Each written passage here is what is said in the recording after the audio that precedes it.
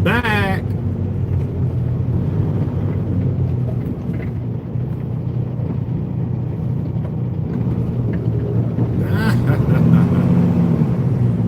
Oh, back, baby.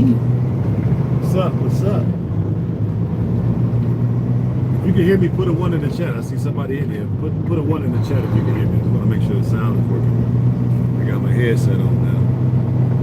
Drown out some of that engine noise. If you can hear me, put a 1 in the chat if you don't mind.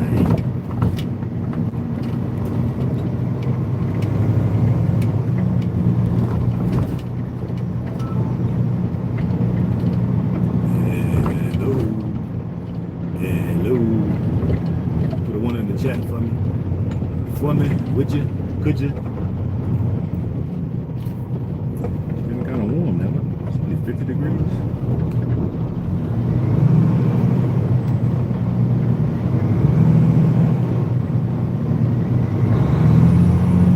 I guess you're not gonna let me know if you can hear me or not.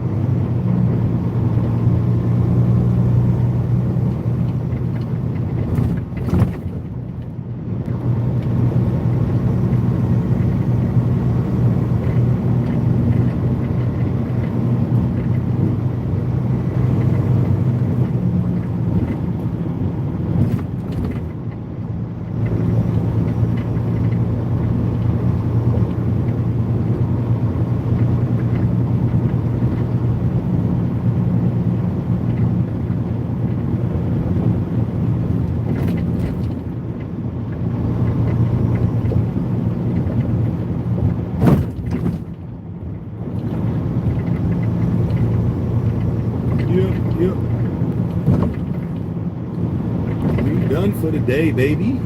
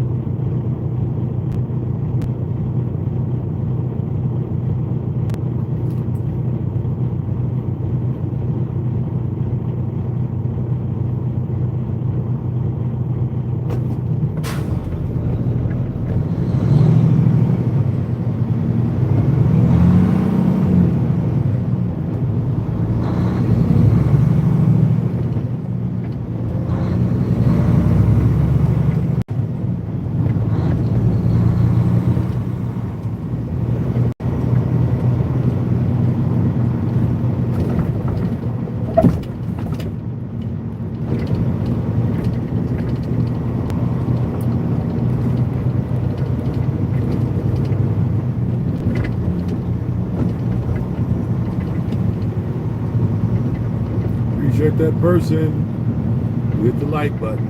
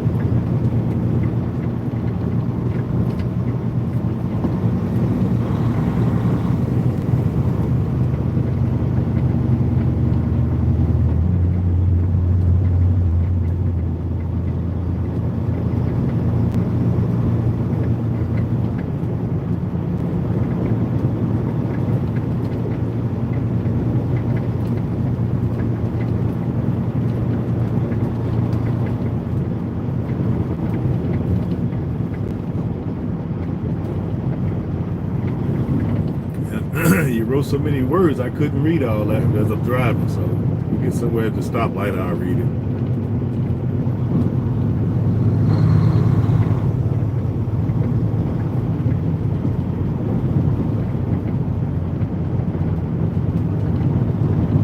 Oh, you just subscribed? Well, thank you for subscribing. Appreciate you. Hopefully you'll go over and become a patron as well. Patreon.com/GoHamLifestyle.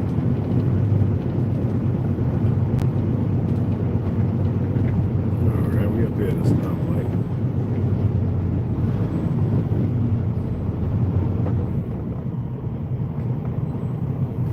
Let's see what that comment was. See what we're talking about, big bro. You still ain't cool up. You see playing games, man. You could have rolled up on fried chicken with your wife cussing. Black Love, I have no idea what you're talking about. Just subscribe. I hope that it inspired you. Must have watched all of your videos. Stay safe. Appreciate that. What are you talking about, Black Love? I don't understand what you're saying.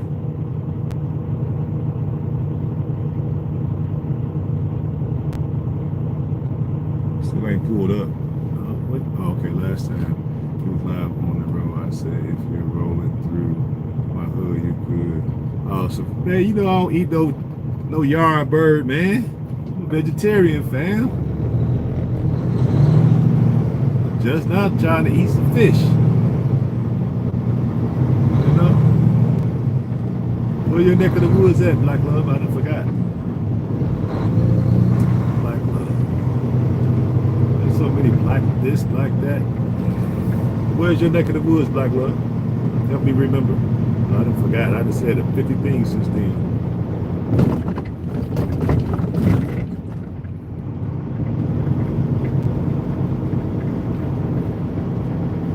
Smells good right here. I don't know what it is, but it smells good. Where's your neck of the woods at, Black Love? Somebody frying chicken. My wife be cooking.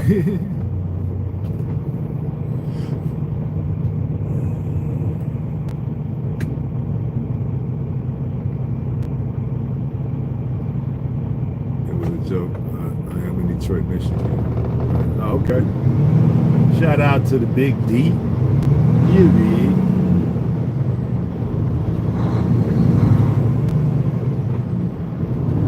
I ain't been to Detroit. When's the last time I've been there? It's been a minute. I come up that way every now and then. We don't really go to Detroit that much. At least I don't. I mostly go south. Yeah, I mostly go south. Texas, Alabama, Mississippi, Louisiana, Arkansas, Tennessee, Kentucky, Georgia, Carolinas. Every now and then I go to Florida, West Virginia, Connecticut, Boston, New Jersey, Pennsylvania, Ohio, Indiana. That's mostly my lanes, I should say, with an S.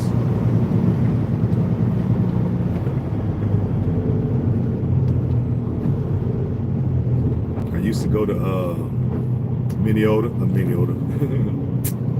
Minnesota. I ain't been there in a while. And Nebraska, the Dakotas. It's been a while since I've been up that way. I ain't tripping because it'll be freezing up there too.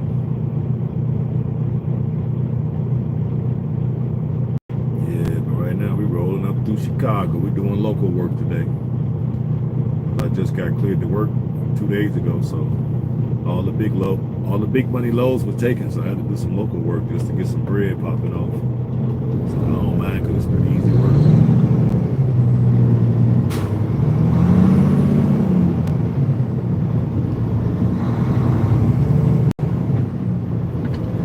Pretty easy work.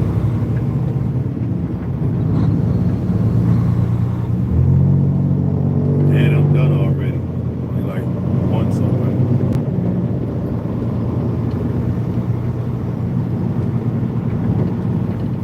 Say what?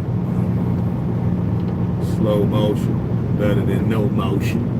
Beauty. That's what's up. Make it fast motion. Fast forward, you feel me?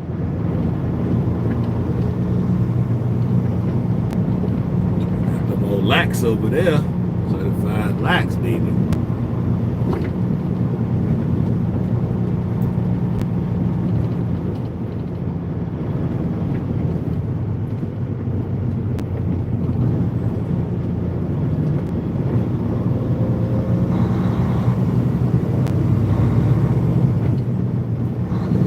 Early.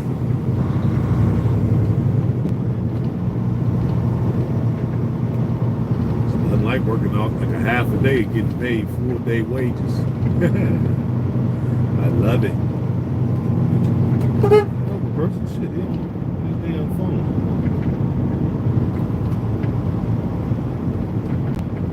Floating all the way over in my lane. I'm not going fast. It's only 35 right here.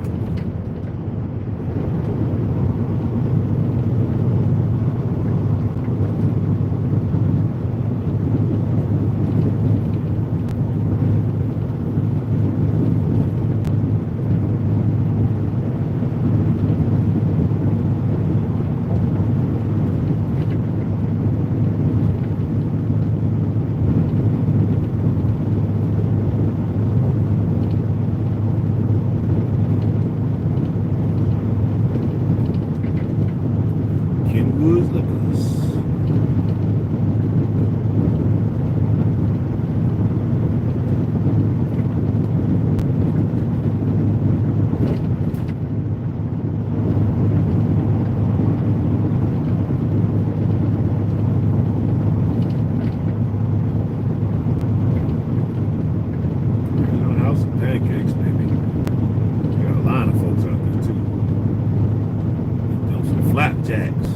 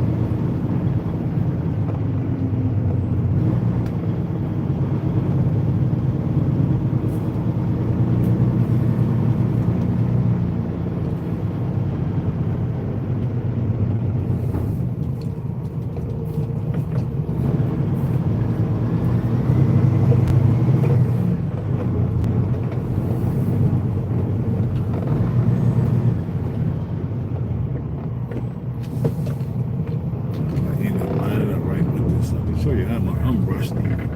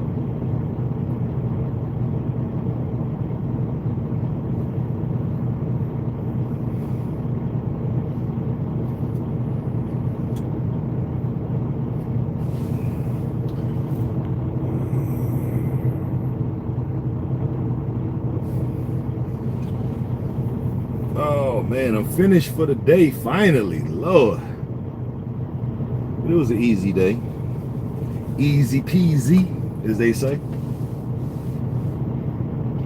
I just got to scan my paperwork and try to take it into this office. My code didn't work last time I came, so hopefully it'll work this time.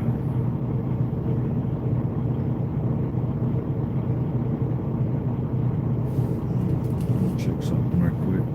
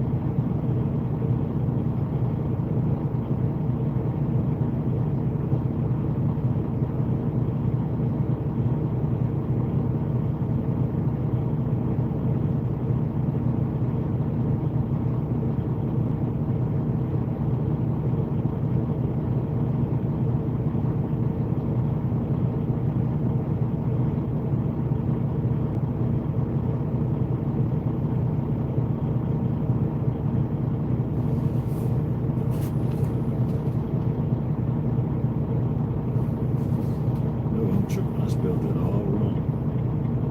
T-H.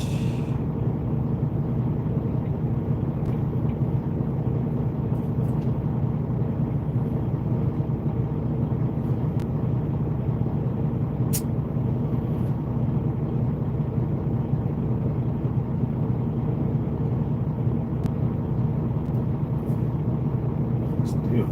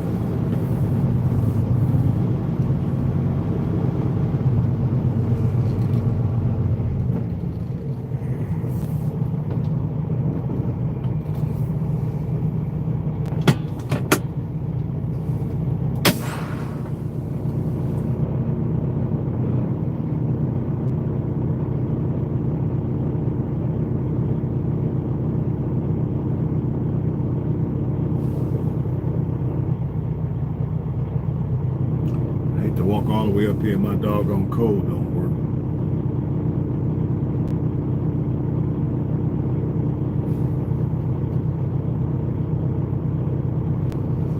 Oh, let me ask this guy what the code is. Hey! What's the code up there? You know?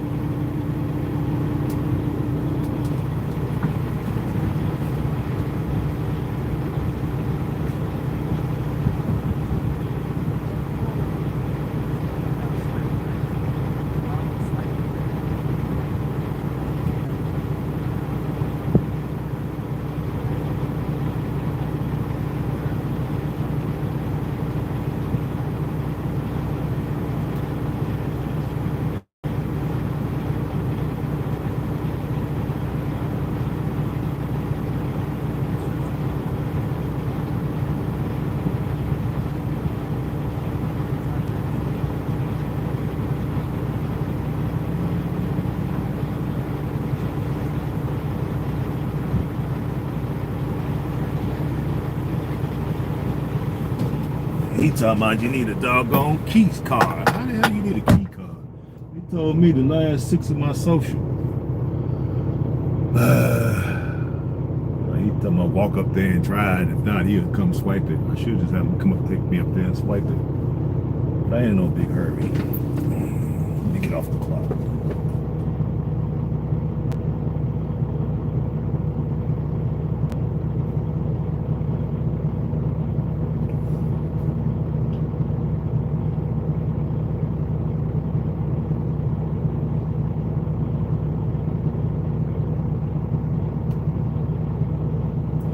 Buffering. Onboard computer just buffering.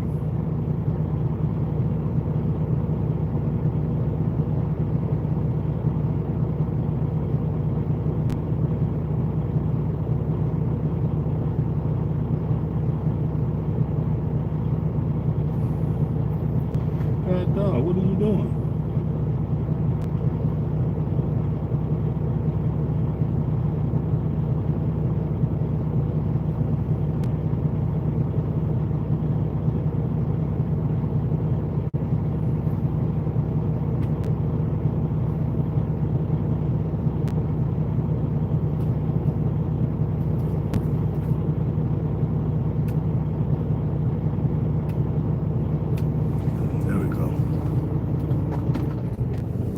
Oh, whew.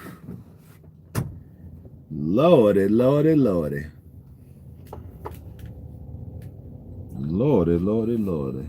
Let me take these off because these starting to hurt my head. Hope y'all can still hear me. Holla if you hear me.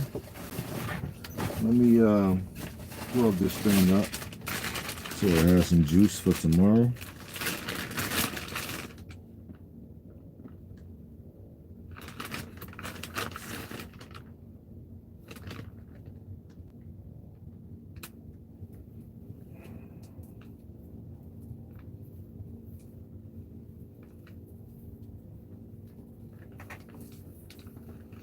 I think this is the cord to go to it.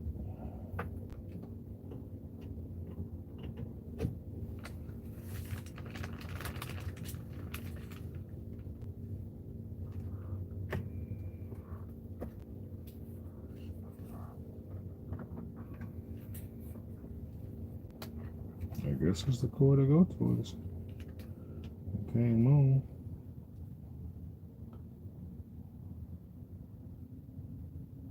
We good.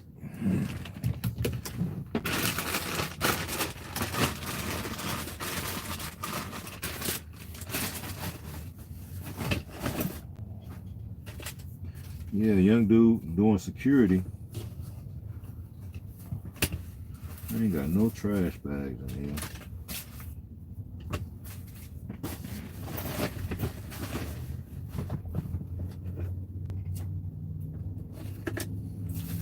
What do I have on here? Got me some prunes. Y'all want to stay regular, get you some prune or prune juice. You definitely gotta get everybody on the health kit. These are the ones I like. You can get prune juice, but you gotta be near a bathroom. Just letting you know. You got to be near a bathroom.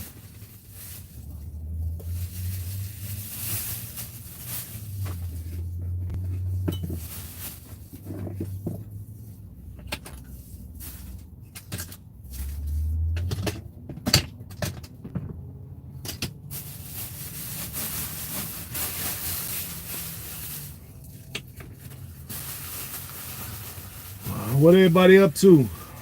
Now, see, I've been broadcasting all day, arguing with folks. I did get some good news with a call I got. I'm gonna put these up.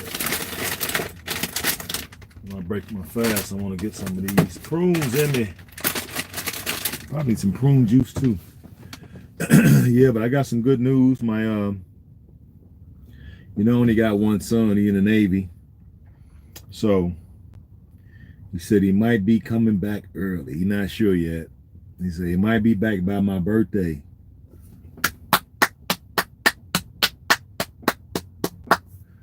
that'd be great. So if he comes back by my birthday, we're planning to go to Egypt. So I haven't been, he hasn't been, and uh we was gonna make it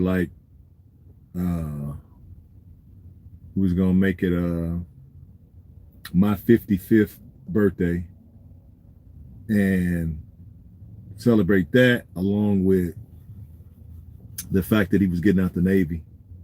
So we had said this 4 years ago, 5 years ago, that he goes in the Navy, come out, then our first trip, second trip, father and son, is to go to Egypt. So, and then from there we're going to Sierra Leone to get him his citizenship. You did. He already got a passport. He already got all that stuff. So he's excited. I'm excited. Finally to have him back. He's in one piece. He got a couple ailments, he said, but I think he said something wrong with his back. But I think something was kind of wrong with his back when he went in, because he was a high school wrestler, so he did a lot of wrestling. And I had him in that, and I had him in judo. So he was always getting flipped on his back. So that's why when he say something, I'm like, he might be telling the truth there, because he was getting flipped a lot. But he said overall he's okay, so he's ready to come back. So he just asked me what the plan is, Dad. So that's what I'm talking about. I'm trying to tell you people. You know what I'm saying? He's like, what's the plan, Dad? What we doing? What we doing? I'm coming back, might be coming back early. I'm like, oh, okay, cool. So he said they got a truck driving program where he at in the Navy. I said, well, hey, sign up immediately. Get it out the way. Get your license and get it all. Get all your endorsements. That way, when you get out here, I got a few folks that I could call to get him a job ASAP, so he can get his experience, because he can't come over here and work with me in the chemicals on the chemical side of the game until he has at least a year experience. So I think he can go with a couple companies to get his experience, and I just told him just maybe we'll get him to sign up for regional work. That way he don't have to go too far. You know what I mean? Just stay about maybe 300 to 400 mile radius of the base of your satellite office or whatever. Yeah, yes, bro. I'm here. One of your Sicilian brothers from. Oh wow. Okay, you out there in Belgium, huh? Belgian Devils. One love. Appreciate that, Joseph. Yeah, I'm sitting there just breaking it down like my son coming back. So it's a beautiful thing, and like I was trying to convey earlier, that we need to be starting our own companies. Everybody starting their own businesses, right? And hiring your kids. Where is he going?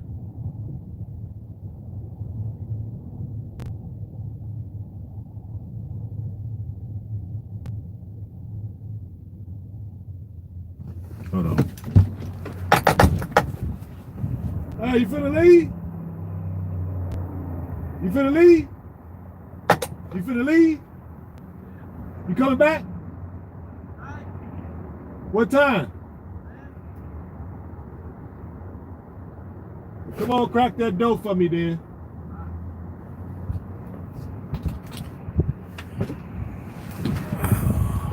Hold on, guys. I'll be right back. I'll make sure I put a pin in this door just in case I can't go up there and use the bathroom, because I'm staying in the truck and I got to get up at 1 to start driving, so I'm not going anywhere. I'll be right back. 2 seconds.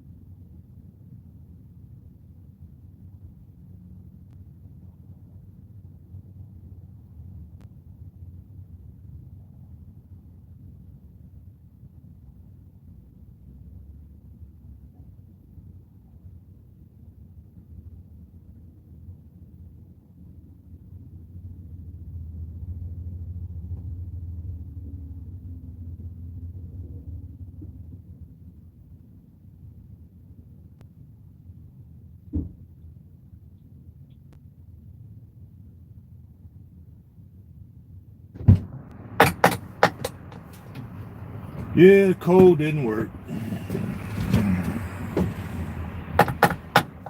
Sorry about that, guys. Code didn't work. I had to use the bathroom, got him to open the door, so I put some put some tissue in the door. So let's see if he say something. He's a little kid doing security, but he said he finna leave. And he not coming back until 10 o'clock.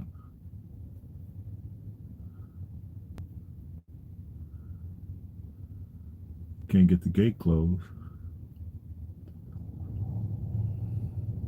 I think the other side is automatic when you leave.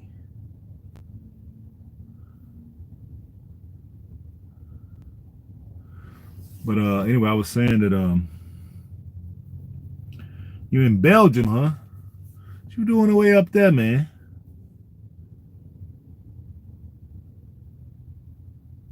Boy, he trying his best to pull that gate. It's funny. I will get out of help, but I best rather hurt myself. Then they gonna be looking at me crazy, like, why did you get out of the help field? Shoot. He about this big. This guy that's trying to close this gate. He about 22.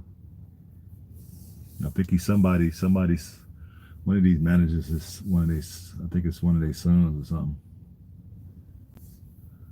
The project manager, like one of them, because they got him. I guess he want to be in trucking because he been. I saw him moving some trailers around the other day. So maybe he just got his license and he only can move trailers for right now.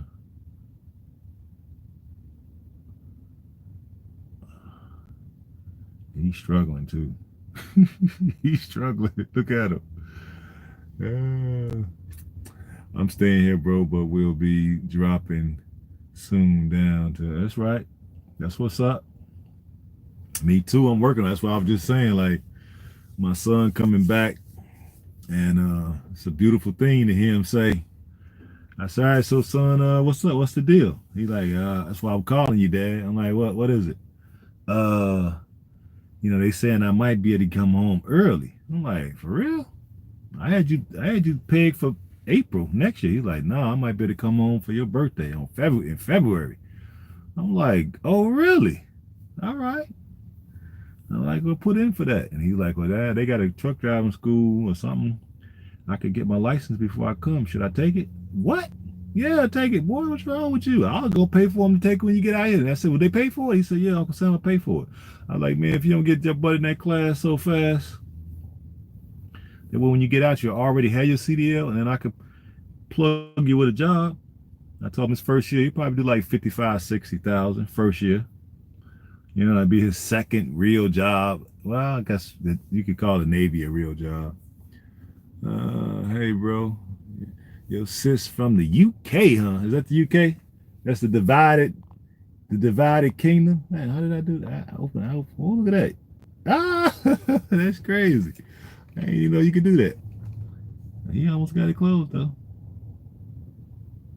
Okay, there you go. He got it now. It was a lever or something. It was stuck. I don't know what it was. Maybe he just didn't have the right leverage. But he got it. He got it up there now.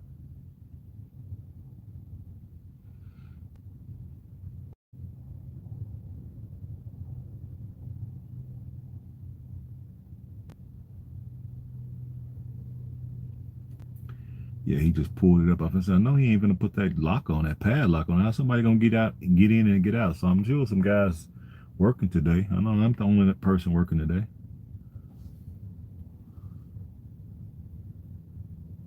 He got it pulled up, but he didn't lock it. Yeah, what's up? So you the UK? The divided, was it the divided kingdom? What's happening? I'm over here in divided snakes of America.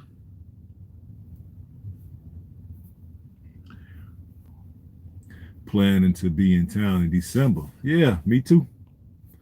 God willing. I'm hoping to bring a busload of brothers and sisters with me so we can, you know what I'm saying, celebrate that citizenship day. That's what I call it. I got some folks that's planning on coming, so hopefully they be able to come. We can be there in December. And then my son get back. We're gonna get him his. So we'll probably do December, and we'll be back in April. We'll do my son's in April since he'll be back in February. So we'll go back in April for that trip to get him his. He'll be 27, and matter of fact, I'm gonna say 27. Boy, I'm giving this boy so many years. He'll be 25. Yeah, he'll be 25 next month on the 7th. So, yeah, but back to what I was saying. It's a beautiful thing to hear, Dad, what's the plan? And I'm like, you ready? He's like, yeah, I'm ready. And I'm like, okay, great. Get that CDL while you're there. Come back. Your mama still got your same room. Hey, from India, huh? That's right. You always say you from India. What you doing in India, lady? You from Sierra Leone? Why are you in India? How much will the trip cost? I may go. Yeah, you going, James? Stop playing. You gotta go, man. You know what I'm saying? We're trying to determine and narrow down what the price is gonna be. But I would just say right off the bat, it's probably gonna be upwards of five grand, because I want to make it all inclusive. Right now, the people that I'm partnering with, they had it like, okay, you pay for the trip, and then you had all these other expenses, fixed expenses. So I'm like, well, why don't you just put all of those expenses into the price with the trip, so people just pay one fee, one price, and then when they pay that, you take it and pay those different things. So when they get over there, all they got to do is have some spending money and be ready to have fun and eat and be merry. Okay, get they citizenship, talk to the president, holler at the president for a few minutes, take some photo ops with them. You know what I'm saying? Talk to some of the ministers, get to know their names, grab their numbers, network. You know what I'm saying? Get your connections. This is what this is about. You know what I'm saying? It's about getting these connections, especially with folks in the government. You know what I'm saying? For right now, because they opening up their arms for us to come back. So we got to make these connections last, because we don't know what's going to happen in the next election. But this is part of the Constitution, so we good. Left kind of dry, y'all. And I broke down what those costs are. So you got, let's break it down again. All right, you ready? Here we go. You got the plane fare. Now, it's your job, wherever you are in the world. Well, I guess in America, because we're thinking America.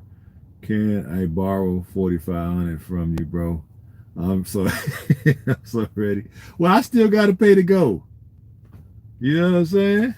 It ain't gonna be totally free for me. It might be at a discounted price only because I'm setting up the tour, but I'm still gonna have to pay something. I still gotta have spending money. You know what I'm saying? So yeah, it's gonna still cost a brother something. So you on your own, James. You got them 2 pensions coming in. You got it. You know what I'm saying? You got 6 months to prepare. There's no way you ain't gonna have the money, so you can't even come to me like that. But anyway, let me break it down for the folks. So if you're somewhere else in the world, we'll have to make arrangements to get you where you need to be, because then it's going to be another track to get you there. But from folks coming from the divided snakes, basically it's your job to get, and your responsibility to get to JFK. We're going to rendezvous at JFK. So that's your responsibility. But then once you get to JFK, you're going to have the plane to go to Brussels from JFK, and then from Brussels to Sierra Leone. So that's coming and going. So that'll be in the price. Then once you get there, all right, we're going to have to take a COVID test at the airport. That's covered. It's $80. You have to have a one-way visa. That's $80. So that's covered, right? Then you have the transport from the airport to the shuttle, to the sea coach, which is about maybe, I don't know, a little less than a half a mile, but you got to get on the bus to get there, right? And then the sea, what they call it, the sea coach, the ferry, it's basically a ferry, to get you to the mainland, get you to get you to Freetown. That's included.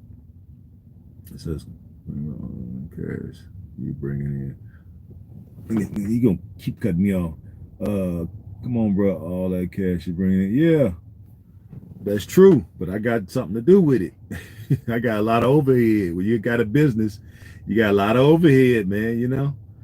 But anyway, and I just got back from spending 10. I've been in Africa 4 times in the last 10 months. Or 12 months, something like that. Last 12 months I've been there. Let me see. Yeah, last 12 months I've been there 1, 2, 3 times, I should say. So that's been the grip. I ain't gonna even tell you. So that covers that. Then once you get there, once we get on the other side and we get to Freetown, we need from the sea coach to the hotel. You got to pay for that ride. Then the hotel, right? We're gonna be staying at 5 different hotels, right? Breakfast, lunch, and dinner is included, and all your drinks, non-alcoholic. Any alcohol beverages you have to pay for yourself. Then we need a coach bus with AC, so we need that. Plus the driver and his handler, because we need people to handle all that luggage. You don't want to be handling, I know you don't. Then we need to pay for them two, plus the bus, plus the fuel. Plus we got to pay for the tour guide who's going to be breaking everything down, where we're going and all that. Pay for that, right? Then we got to shoot out to Bo so we can go to the naming ceremony so you can get your name, right? Then we got to come back, and then you got to go to immigration, right? And it's $100 for your passport, right? So there's some real costs involved. And then once the trip is all wrapped up, all the places that we're going to be going, you got to pay to get in these places. So we got to do that. And we need a boat to get out to the islands. So we need the bus to get us to the boat to get us out to the islands so we can go to the slave islands where more likely your ancestors were taken before they were ultimately ended up in the Americas, okay, or in the Caribbean. So that's got to be covered. Then when the trip is all finished and we getting ready to leave, you got to take a COVID test to leave, which is $80. So there's some costs associated with going. I'm already been vaccinated with the stamp card, but do I still have to take a COVID test? Absolutely, James. You still got to take it. Yep. You need one. You got to take one before you leave the States. Even if you've been vaccinated, you still got to take a COVID test before you leave the States. When you land in Freetown at the airport, you got to take one. And then before you leave, after the end of the trip, you got to take another one. So you're going to have to take 3 COVID tests, even if you've been vaccinated. So that's a good question for everybody to hear me say that. Yep. So those are all the costs that's associated with this. And those are real costs. Hotel, and we staying at between 3 and 4-star hotels. So we're trying to come up with 2 packages, a premium package and then a deluxe package. The deluxe package is going to be in the 4-star spots where we stay, that you'll have a suite. So I want a suite. So that's going to be, several $100s more. And that's normally how it be. Because I know when I go to Ghana or I went to South Africa, it was the standard price for the trip and $400 if you wanted basically a suite. And that's what I did. Each time I went, I paid the extra $400, which brought that trip up to like 41. It was like 37.50, and then an extra $400 for the suite for the whole 2 weeks. So every hotel we stayed at, I had the suite, which was bomb. Staying right off the beach. I had the beach house. I could leave the cover right off the beach and go right into my spot. Everybody else had to walk doggone almost a mile to their spot. You know what I'm saying? I'm right there off the beach. So to me, it's worth that little extra $400. So every time when I go with my man, when we go to Ghana and these type of places, I always pay the extra $400 to get the deluxe deal. So that's what I'm thinking. Okay, we're gonna do the same thing for the Sierra Leone trip. You got the choice of the deluxe, and that's basically You know, you got your den area, sitting area where we can be in there kicking it 4-5 deep, and then you got your room with a door you could close. That's normally how they do it. So that's what we're trying to hook up. So my man's I'm over there negotiating with those hotels. So the price is going to be set soon. So we'll figure it out here. We still got 6 months to really negotiate with them. So we're trying to see how much interest it's going to generate, how many people we're going to have, and that's going to determine ultimately what the price is going to end up finally being. But yeah, man, I'm getting this bread, bro. But hey, I've been spending bread. That's why I be trying to tell people. They don't understand. You figure 3 trips in the last 12 months? Yeah. 3 trips to Africa. I'm committed, baby. The question should what? That question should take 1,500 off my. Well, we still getting your citizenship. You ain't got your citizenship, so you still got to get that. You know what I'm saying? Sure, I'm bringing this to life because really nobody really even knew too much about this. Quiet as it's kept, because I found out on accident. You know, here I am promoting it heavy, so I'm trying to get folks to like really like, hey, go get your DNA test. Let's see what it's about. You know what I'm saying? Because I found out about it on accident. I didn't even know they had it like that. If I had been, man, if I had knew this, I wouldn't even probably went to South Africa or them other spots. I would have went straight to Sierra Leone from jump. You figure I went to, let me see, 1, 2, 3, 4, 5 trips to Africa. Came out of those 5 trips, no passport. And there wasn't even no type of roadmap to get it, because most of those places either have to wait 5, 7, in some place I think they said 12 years. 12? Are you crazy? So I'm supposed to sit around here doing them residencies every 2 years. I got to leave the country and go get a new resident. Man, I'm cool. Maybe some people just don't see it, but I'm cool, especially now. So 5 trips to the continent, no citizenship. Not even close. And then all of a sudden, out of the blue, I found out about Sierra Leone. And I knew that I was a Mende. I knew that, but I didn't know that I could go there and get citizenship. That I didn't know. I've been knowing I was Mende for a couple of years. I knew that. I had did the DNA test. Well, I had did it for my mama, so I know if my mama was, I was. So I ain't know. So the fact is, people trying to act like this is no big deal. Yeah, this is a big deal. I don't know what people be thinking. I guess they got to say that because they don't have one. So they got to say something. They got to knock it some kind of way. Well, like the other guy, whoever that person was, the troll that was in here the other day. That's a passport to a poor nation. Right. And the only reason why they poor is because they were colonized, and the school system was set up by the colonizers, and that was to keep them in a perpetual state of dependence, right? So if we can bring them out of that perpetual state of dependence and learn how we can extract all of the mineral resources out of the land, they will all of a sudden go from a poor country to the richest country probably on planet Earth. The person that said that comment neglected to tell us that little factoid. You know what I'm saying? This stuff is comical, man. It's comical how this internet stuff work. I'm learning, you know what I'm saying? But this stuff is comical, man. Some of the things I've been hearing and some of the comments, you know. But I guess I'm gonna have to get some moderators that's really about it, got the same kind of mind I got, so we ain't arguing with each other. And then we're just gonna start booting folks. That's what we're gonna do. We're gonna start booting folks. You come in here with some stupid stuff. Hey, we ain't got time, man. We try the nation bill. Get up out of here, because you ain't offering nothing. You ain't bringing nothing. You ain't bring nothing to the supper, and then you want to leave with everything. That's how people are, you know. But yeah, James, get them pensions together, bro. You gotta pay, man. We're just trying to get a business off the ground, man. We're trying to bring as many brothers and sisters as we can over there. So get your money ready. Get your spending money ready.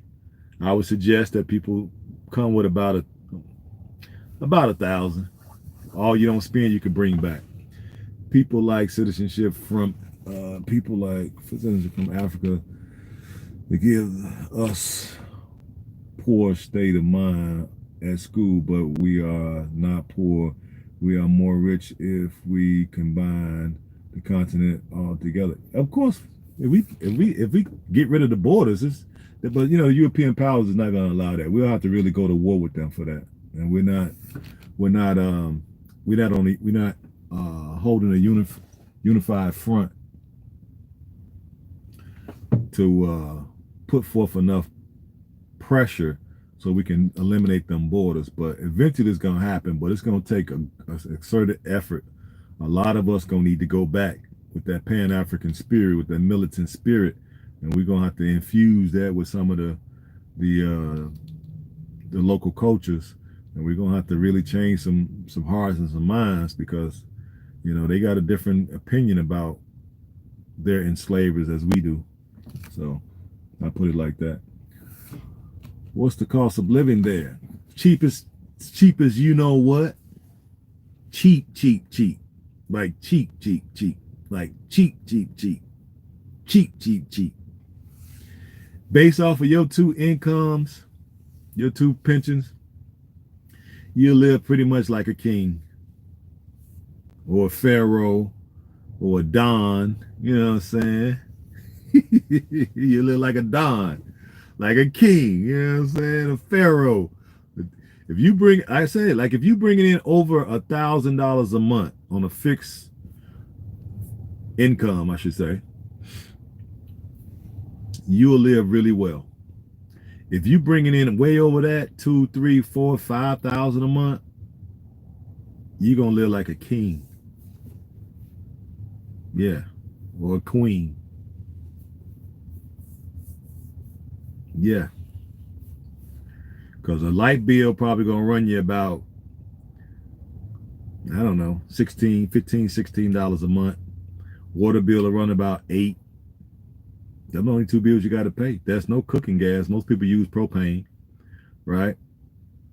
Or they cook with charcoal, or they just go get firewood and make and do it that way. They won't even pay for charcoal. They go chop on some trees, take them branches, and make a fire, right? So in our case, you know what I'm saying, we would probably use propane. So propane will last you a long time when you're cooking, because you're not cooking for no hours and hours and hours and hours. You're not doing that. You know what I mean?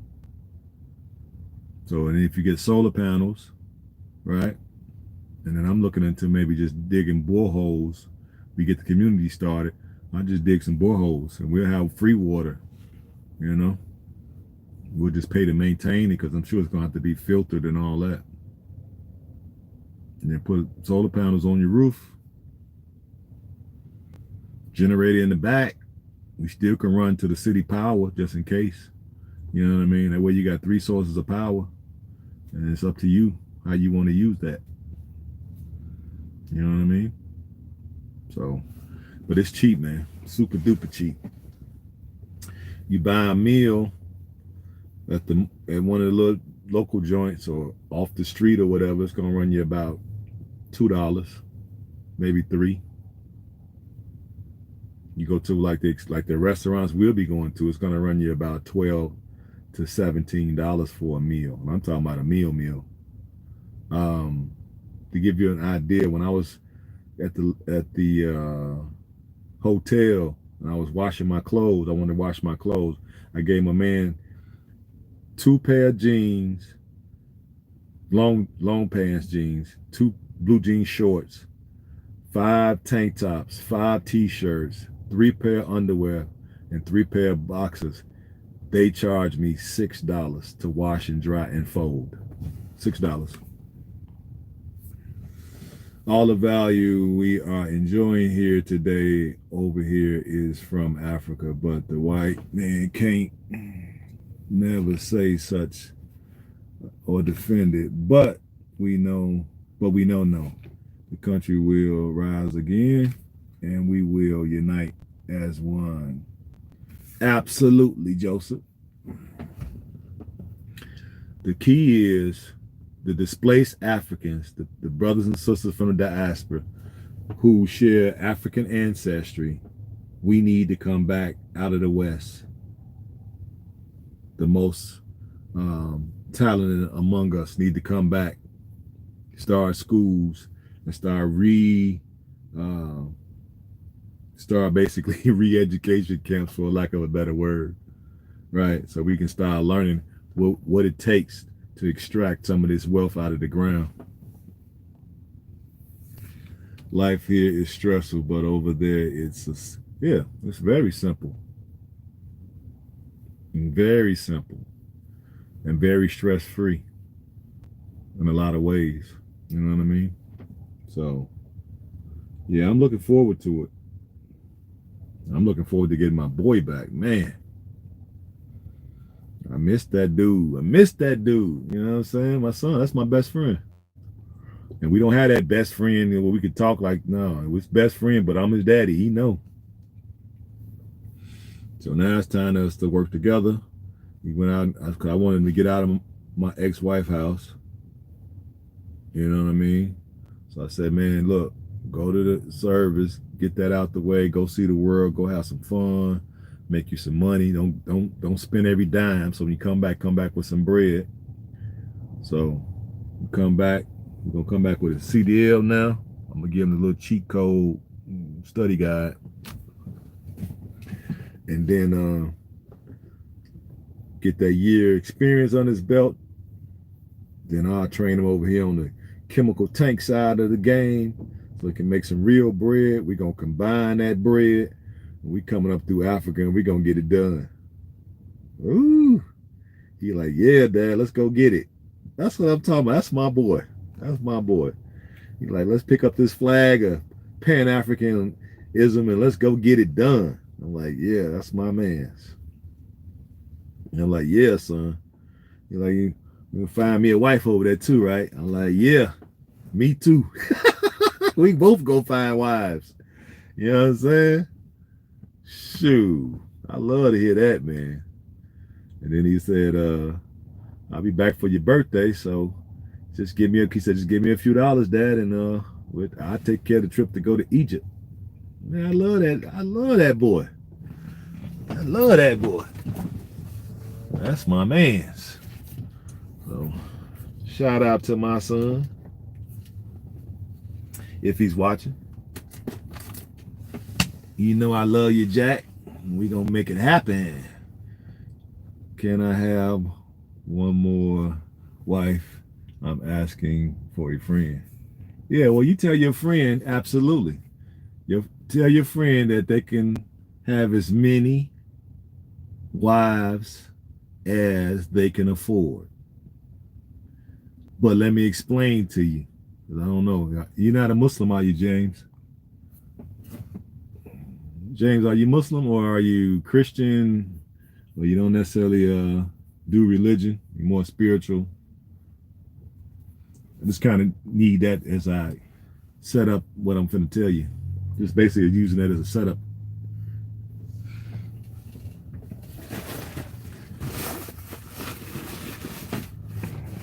Well, let me get my what's the name ready. Come on, James, you waiting on your answer.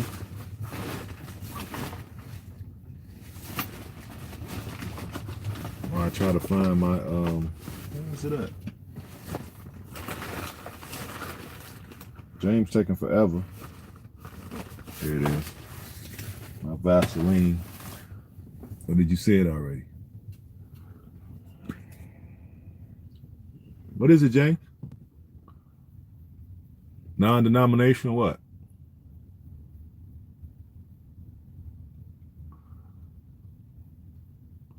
Then you should become a Muslim. That's what I'm trying to ask James. What is he, Joseph? Or is he just spiritual, or you don't practice, or what? I'm just trying to get an idea before I lay this out.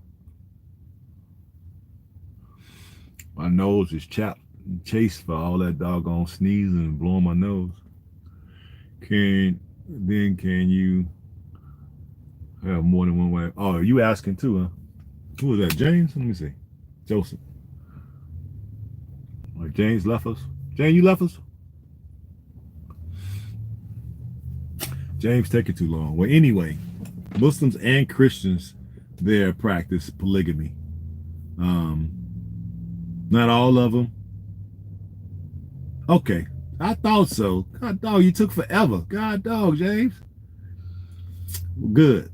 So the way I think it should go. Now you could tell me what you think. You know what I'm saying? Because I took the Shahada back in 90. Let me see now. 89. Back in 89. Where's James? James, I think, is in the ATL. If you asking where he's at. If you asking me, I'm in Chicago. It should work like this. Like what? Did you take the vaccine shot, bro? Absolutely not. Who was that? West Coast? West Coast back in here? Come on, man. You should know I ain't took no shot. I ain't taking no shot. They can kiss my you know what. But anyway, it was a quote that I heard from Brother Polite. I don't know if y'all know him or how y'all feel about him, but he made a lot of sense when he said that business is family and family is business. Okay? Of course, because you can only become a Muslim for that. No, you don't have to. No. I'm just saying it's already, the women are already raised with that. If they are born Muslim, they're already down with the program, so it's a lot easier, you know what I'm saying, because they already have a sense of it, as opposed to just going over there and just being loosey-goosey and then trying to get women to do it. And it's gonna be uphill. Then you're going to go there with brother just to pay the money and bring friends along, because we need to promote our beautiful Mama Africa. Exactly. So as long as you can provide for these wives, okay, you can get as many as you can afford. In the Quran, it say 4. I'm looking at maybe 2, maybe 3. I don't think I could do 4. I'm thinking maybe just 2 good ones, because I want more kids. So for any businesses that I build over there, I want to be able to lead them to my new family, my new kids. I already talked to my son about leaving him the trucking business here, right? And any business we build over there together, you're supposed to make your son the executor, your oldest son or elder son, the executor of your estate, if they're studious enough to handle it. And I think my son is, you know what I mean? So I told him that. And so as we sit down, when he gets back, I'll make out a will, you know what I'm saying, to prepare. And then once I get married and have kids over there, and I can just kind of gauge the aptitude of the kids, and then to see which ones can inherit the business, then I'll lay that out in a will, and then make sure my son is the executor of it, right? And then it's his job to disperse things equitably according to my will, right? And my aspirations. I shouldn't say aspirations, but just according to my will. So we talked about it, and he was like, fine, no problem. But you got to be able to have them in separate homes. Where I see problems with this is what I was talking to Westside about. From my experience, what I've seen guys over there with more than multiple wives, but they're not wealthy enough to have them in different dwellings. So they have these women all in the same house. That's where a big problem comes in at. My message has stopped. What happened? What you mean, James? Your message has stopped. What up, my fam? Interview video is ready. All right, go and put that sucker out there, man. Send it to me so I can put it on my channel too. Yeah. Can you send it? Figure out a way to send it to my. I remember you talked about it. I meant to send you that them clips, man. I've been over here working hard, man. You know what I'm saying? Back to work. You see, I'm in my work clothes. You know, I'm gonna have to spend the rest of the afternoon and the early night in the truck because I got to be up and ready to drive around 1. So it don't make no sense to go nowhere. You know, the security guy said he'd be back at 10, so I might run out down to the Walmart. That's about it, and come back. Yeah, I know. I'm talking to you. I said if the video is ready, send me the link. Send me the link, baby. How can you send it to me? The life of a trucker. That's right, baby. I got to get this bread because I got to make sure, because you have to budget in trucking business. You got to budget your time. Okay, cool. Cool. Send it on WhatsApp. That'll work. Appreciate you, bro. You know what I'm saying? My salon life. You dig? Yeah. So you got to be able to budget your time. When you're owner operator and you own your own company, your time is your money. So you're going to have to sacrifice your time if you want to get some real bread in this. So I don't have no problem with that because I have no girlfriend, no wife, my son in the Navy. So it's just me. So I can afford to be able to just live on the road because it's advantageous to how much money I can make. Because I need to be, right now, I'm in, where am I at? Lansing, and I need to be in Joliet in the morning to pick up my trailer from the Joliet yard. And I got to grab that trailer, and the paperwork is over there, and then go to Michigan. Okay. The trailer's already loaded on the yard over there, and I got to be in Michigan, and I need to be there. I got to cover 400 miles tomorrow and be there about 10:30 a.m. And remember, they're an hour ahead. We on Central Time. They're on Eastern Time, so they're an hour ahead. So I'm gonna lose an hour. So I got to be cognizant of that. So if I go home and kick it around or whatever, and then miss that window of time, then I'm going to be late. I already know because I've done it before. So what I do is just lay back. I got my bed back here behind me, behind this curtain, bed right there. You know, I propped the door open so I could go there and use the bathroom because this is a new facility. So the keypad is not working, but I propped that door open because I had the young security guy open up the door. So I stuck some paper towels in there. So I can go back in there if I want, take a shower. We got showers in there. We got 5 showers. No, we got 6 showers in there. We got 4 bathrooms. We got laundry, right? We got 2 washing machines, 2 dryers, free. Coffee maker. We got a sink. What else is in there? Vending machines, pop machines. What else?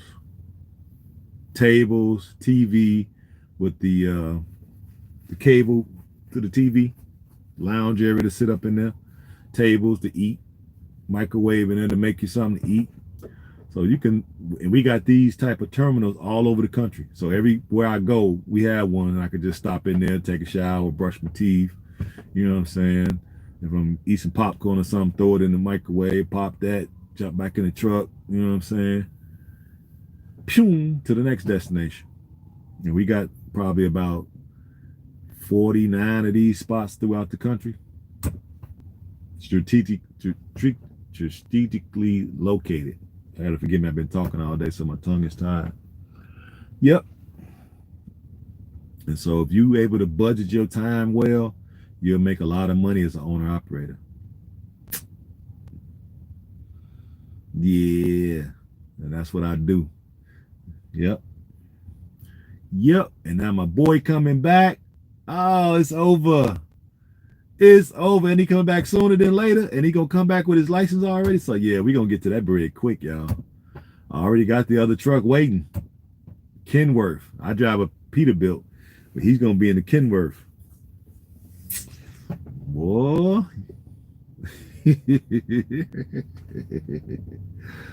Ah. Yeah, it's gonna be ugly.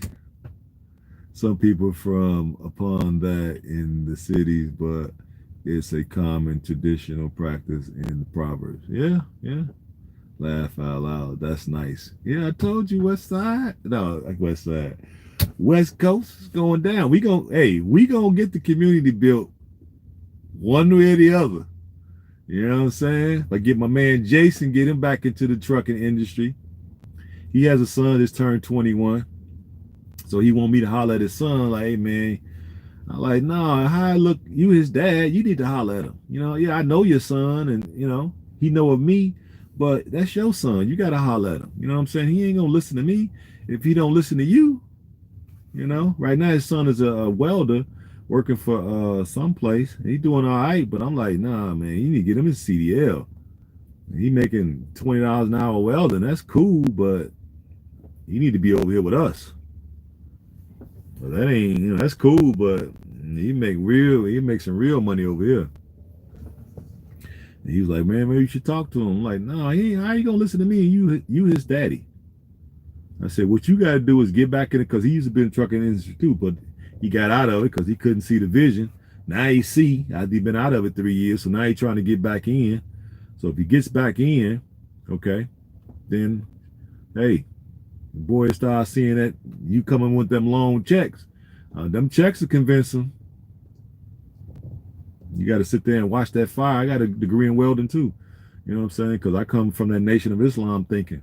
You know, Honorable Elijah Muhammad said, "May peace and blessings be upon him. In order for us to build a nation, we need to be able to use this and these. So with these, I'm using for the welding, and then I do my trucking. Up here, I use my business brain.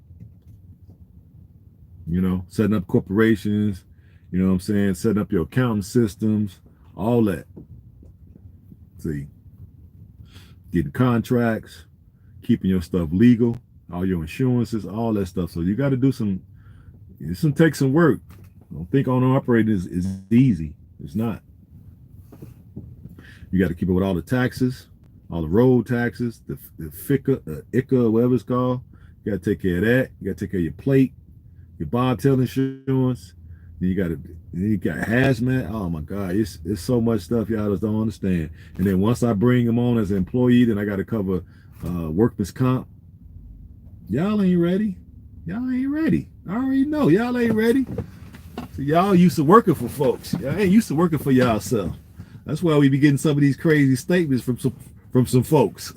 You know what I'm saying? If you're working for yourself, shout out. You know, shout it out. What y'all doing? If you're working for yourself, yeah, you got 10 people in here right now. If you're working for yourself, shout out what you're doing. I just shout mine out. You know what I'm saying? What y'all doing? Because West Coast said I'm only talking about myself. So let a few other folks chime in. You know what I'm saying? What y'all doing out there? What you doing as far as your own work, setting up your own business? What is y'all doing? So we can learn to start networking with folks, because folks be all secretive and all that. For what? You shutting yourself off from your blessings. Okay? You need customers. You need all that. You still working for the man. Sorry to hear that, bro. You know what I'm saying? Keep the faith. You know what I'm saying? Keep the faith. I feel you. I used to work for the man too, so I get it. You know what I'm saying? I used to be and I'm tell you a story how I got into trucking, man, just to show you how you have to be this is how you have to think. All right? Because I made a lot of mistakes. So when y'all hear me talk now, I'm speaking from I done made it on the other side of all the mistakes I made. Okay. So I used to be a shipping and receiving clerk. So I was loading trucks and doing the shipping and receiving paperwork, right, and sending stuff to Canada, Mexico, and all throughout North America, right? So I used to come in there, and where the plant was located is on a busy street, sort of like the place I go today. And so when the trucks would come, it'd be so many of them, they had traffic backed up for miles. And I used to be coming in to work sometimes. I'd be like, damn, look at all these trucks, right? So in my mind, I'd be thinking like, man, I get traffic backed up, kids trying to run across the street, about to get hit because people get impatient. So I'm thinking, you know, I'm a cool brother. I don't want to see nothing happen to nobody. even kids of other races. I don't want nothing to happen. And because that line of trucks was backed up so far that it had a whole lane blocked, so it made the traffic have to squeeze into one lane because the trucks in this lane just waiting to get so they can get loaded, right? So it's 2 lanes. So the trucks got one lane blocked. So all the cars had to try to squeeze it on the left. So that squeezing it on the left was the causing the problem. Accidents would happen, and they about to run over people because they get impatient. So when I would get inside the plant, in my mind, I'm like, I saw what I just saw coming in. So as soon as I come in, I get me a cup of coffee and boom. You know what I'm saying? I start knocking them paperworks out and getting them trucks up out of there. Boom, boom, boom, boom, right? So the truck drivers loved me. They was like, man, Rakin, you the man. You know what I'm saying? You came to work. We see you. Because I be hollering as I'm coming in. I be, hey, what up, Rico? What up, so-and-so? What up, so-and-so? They was like, man, we glad you're here, man. I've been waiting hours. I'm like, I got you, don't worry. So once they got familiar with me, they started bringing me stuff, donuts, and bringing me, this one guy used to bring donuts all the time. They would bring coffee when they knew I like coffee. They was bringing coffee mugs, shirts from different places, hats. One guy used to bring me fudge from down there by what is that place at? I think that fudge place is called Uranus over there in Missouri. Man, stuff melt in your mouth. He used to bring me stuff from there. And what's that other stuff? Peanut brittle. They used to bring me all kind of stuff, boy, because I was getting them in and out, right? So they appreciated that because they get to, we on a time schedule, so we're trying to have our time so we can make as much money as possible. So you don't want to be just sitting, right? And definitely sitting on the clock. That's a no-no, right? Like now I'm sitting, but I'm off the clock, so it's not running, okay? So I was doing so well, and them guys loved me. They was like, you know what, man? Maybe you should go get your CDL. And guess what I said? Not knowing, okay? This is my error. I'm telling y'all when I make mistakes, because you're supposed to lead, right? You lead with your flaws. Listen to my philosophy. It ain't mine, but I'm borrowing it from somebody. Lead with your flaws. Because I was ignorant, and I didn't understand about trucks, and I didn't like the business aspect of trucks and the timing aspect, I really truly didn't understand. So when them guys used to bring it to me, hey man, we could get you at this company. We like your work ethic or whatever. We'd love to have you over here. We're hiring. We want to recruit. I want to recruit you or whatever. And I was like, nah, I can't do that. Big old trucks. I'm scared of the truck. You know what I'm saying? So I would always shoot them down. They never could get me to go. A couple guys tried to recruit me. And I was like, nope. I'm cool doing this. And then I got mad at the supervisor because he would try to just, once he saw how I worked, he would just like let the other guys that was supposed to be working with me, they be all up front hollering at the secretaries and stuff. And I'm back here sweating. Ain't no AC back there on the dock. I'm sweating like a pig. And these guys up there getting coffee up there at the front, hollering at the receptionists and stuff. We had a bunch of them up there and sales ladies. I'm back there doing all the work. I told him, hey man, what these cats at? And he's like, oh, don't be worry about yourself and all that type of stuff. It was them other people. So I'm like, oh, so that's how it is, huh? It's y'all 3 against me. Okay. All right. So what I did was I got pissed, right? Because he kept trying to work me to death. And I said, all right, I know what to do. I waited to the busiest day of the year and I quit. I waited till the busiest day. They had been prepping me all week. Yeah, man, the busiest day coming. I forgot what it was. I forgot what day it was, right? This was some years, a long time ago. And they was like, yeah, we need everybody here early. We gonna get overtime and all this and stuff. I'm like, all right, cool. Man, that day I turned my phone off. Man, they must have called me 1,000 times. Because that just show you that I was a valuable person to them, because why did they call me? So they called me so much I had to turn my phone off. And then my boy worked up front as an engineer. That's how I got the job, right? And then once they found out that he was the one that got me the job, right? Because they went and looked up my application and figured out who I put as a reference, and I put him down. So they was bugging him, and then he was calling me, and I realized why he was calling me, so I ain't answer the phone because I let it blow over a little bit first before I answer. And then I finally answered. He was like, "Man, what happened? They thought you was in a car wreck or something. You died because you were such a good worker. They didn't want to lose you." I'm like, "Man, them people trying to work me to death, man." And they let the other cats run around here all day hiding and stuff, go to the bathroom. You know what I'm saying? They in there for a half hour to an hour, and then when lunch come, it's only supposed to get 30 minutes. Them dudes will be gone for an hour, and the manager wasn't saying nothing. He's sitting right there, wouldn't say a word. And then steady handing me paperwork. Here, take this, knock this truck out, knock that truck out. He handed me the paperwork. The hardest trucks to do, he handed it to me. I was like, okay. And I told dude, I'm like, hey man, I want to keep working there because I like the job, I like the guys, but they ain't finna work me to death. I think I was only making, this was back in, when was this? I want to say it was 97, 96, 97. I want to say. Let me see. 96, 97, 98, somewhere in there. And I think they was paying me $12 an hour, $12.50 an hour, something like that. And I got as much overtime as I wanted. So it was pretty decent money back then. I was doing that during the day. And I was doing that at night. And then during the day, I was a real estate agent.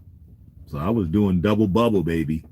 And so when I got to closing some deals, I was like, yeah, okay. Y'all keep playing these crackhead games. I got something for y'all. Waited to the busiest day of the year, and I'll ghost on them.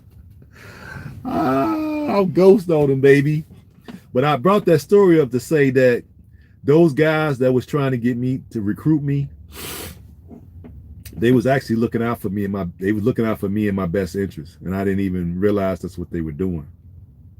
I should have let them recruit me, because now that I'm in trucking years later, almost 20 something years later, let me see. Yeah, over 20 something years later, now I'm in trucking. I realized that those dudes were trying to do me a solid. Yep. Them dudes were trying to do me a solid. They saw my work ethic. They liked me. I was likable. They saw I was trying to make sure that they stay on their schedule, and they wanted to look out for me because they felt that, hey man, you deserve more. And I didn't know that truck drivers made that much. I thought I was thinking, so how idiot I was, I thought I was making more than them. How could I be so ludicrous? Them dudes was making 5 times more than I was making. I'm thinking I'm making more than them. So that's why I was like, nah, I don't want to be no driver.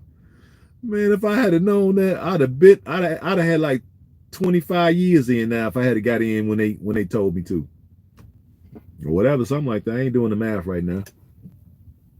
But it just show you sometimes you don't know a good thing until it ain't there no more, or whatever. Or you discover it later on. Cause we always thought about driving trucks. Me and my cousin, when we got out of high school, that's what we said we wanted to do. We wanted to be drivers. Cause you know why we wanted to be drivers? For that movie Smokey and the Bandit. That's why we wanted to be drivers, because of that movie. Like, man, it'd be cool. Be on the CB Breaker 19. You know what I'm saying? You know what I'm saying? Roger that. You know what I'm saying? 10-4 good buddy. Why did it do that? It just went haywire. But yeah, that's what we were trying to do. And got sidetracked. My cousin ended up actually getting the CDL back then when he got out of high school. I think when he turned 21 when he got it. But he just drove local. He didn't like it. So he gave it up and went and got in a factory pretty much. And now here he is, you know, a year older than me. He's 56. And now guess what he wants to do, people? He wants to drive. I told you, man. When I first started driving 10 years ago, I said, man, you might want to go and get your CDL. Now, 10 years later, he was like, man, I don't know what I was thinking. I'm like, I don't know what you was thinking either. That place where you at, they not finna give you no ugly raises where you finna be making no real money. You've been there for 20 years and you've been making basically the same money for 20 years. You know, and then he had to stand up at this place. So now his legs is all jacked up, foot is messed up, a knee or something. And he got to get surgery. I said, see, now you got to get surgery. See, now You done been on a job for this long, and you wasn't getting paid right, and as a consequence of you being on this job, now you done messed up your knee and your ankles. Hey, some decisions we make, man, have some dire consequences. Man, if he had came on with me 10 years ago, he'd have been able to get off his legs, get off his feet, and maybe his knee wouldn't be so bad where they gotta go in there and scope it out and all that. Standing up on that concrete for all them years. You know? So I don't know, guys. We gotta make some better decisions, is all I can say. Hold on, excuse me.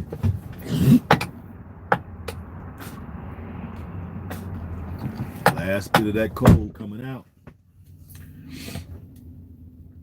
Yep.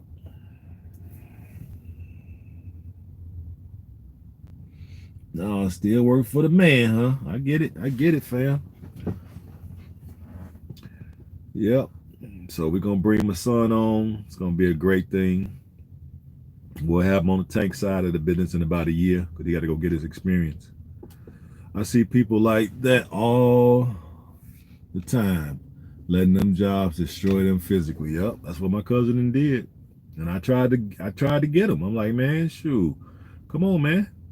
I know you ain't got the wherewithal and the money or whatever, but I'm willing to put together enough funds to bring you in, and you can work up under me. I said, just work up under me for a year. Let me show you how the ropes go. Because when he was doing it, he was working for somebody, so he don't understand how to set no companies up. You know, he don't understand how to set these companies up because I've been telling him, and he hasn't really asked me no. Because that's why I tell you, by being an educator, going to school to be an educator, you learn a lot when people ask questions. And when I'm talking to him about these things, the questions he's asking me is not pertaining to the things that I'm saying. So that lets me know that he doesn't really want to talk about those things because he don't know. So because he don't know, he don't believe. I'm like, that's not the way to be as a grown adult male. I don't get it. You see me doing it. You know I'm doing it. You see me doing it. I mean, why wouldn't you believe me? I'm your cousin. I don't get it, man. Now here it is 10 years later. Now his health is all jacked up.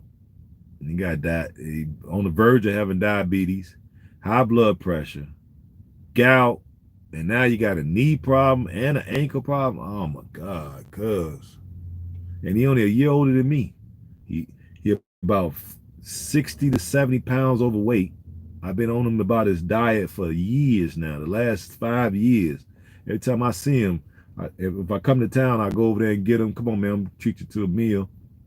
We break bread and laugh and talk about old times or whatever, when we were growing up. And the first thing I do is get on him about his weight. Dude, when you gonna get rid of this weight, man? You've been telling me now for 5, 7, 10 years. And every time I come over, it's like you're getting bigger. Well, man, no, I don't know. You right, and he lived right across the street from the gym. Ain't that a trip? The man lived right across the street from a gym. From his apartment window, I could look out and see the gym. Like, dude, are you serious? You over here blowing up?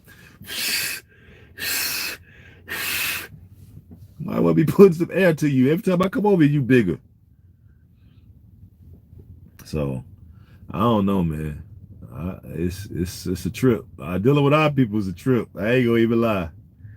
It's a trip and a half. It's what my man says, a vacation. It's more than a trip. It's a vacation. But it's all good. Get my son coming back. He gonna be on the team, which is a great thing.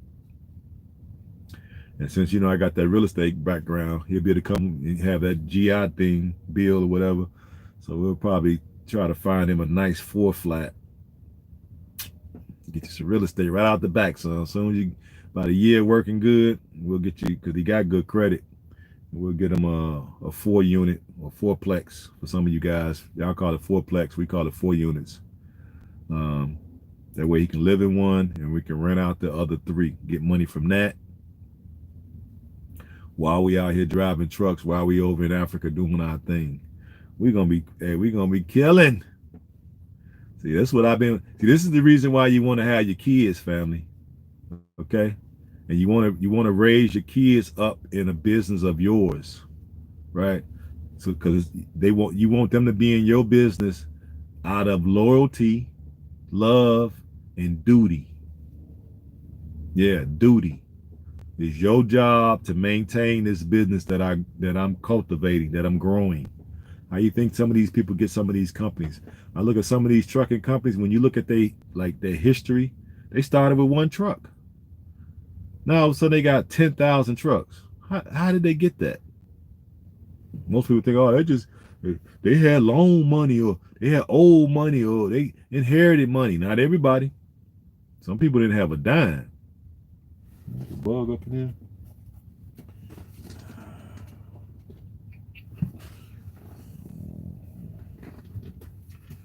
Where'd he go? Thought I saw something crawling. Maybe that was on the outside. Yep. So, yeah, you want to be able to bring your kids up in your business and teach them about duty. It's your duty to take this over and take it to the next level once I transition and become an ancestor. And I know a lot of folks don't have these kind of conversations. I already know. I could be wrong. I'm often wrong. So if I'm wrong, y'all correct me. But I don't think people, especially in my family, I've never had nobody come to me and talk about these type of things. What you want to see done once you transition, become an ancestor. I don't see nobody come to me and say nothing. But I tell my son all the time, dude, I want you to do this, this, and this. And God forbid he punched my lottery ticket. It's time for me to go and be among the ancestors, and I need you to, you know what I'm saying? I need to be able to look down here and smile. If you taking care of the business, you're gonna take the trucking company to another level. And then when you have your kids, it'll be here for them. So we ain't gotta be working for nobody else.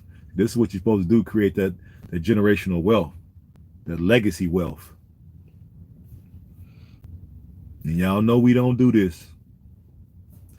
As a trucker, if you don't have a job, then nobody has a job. True.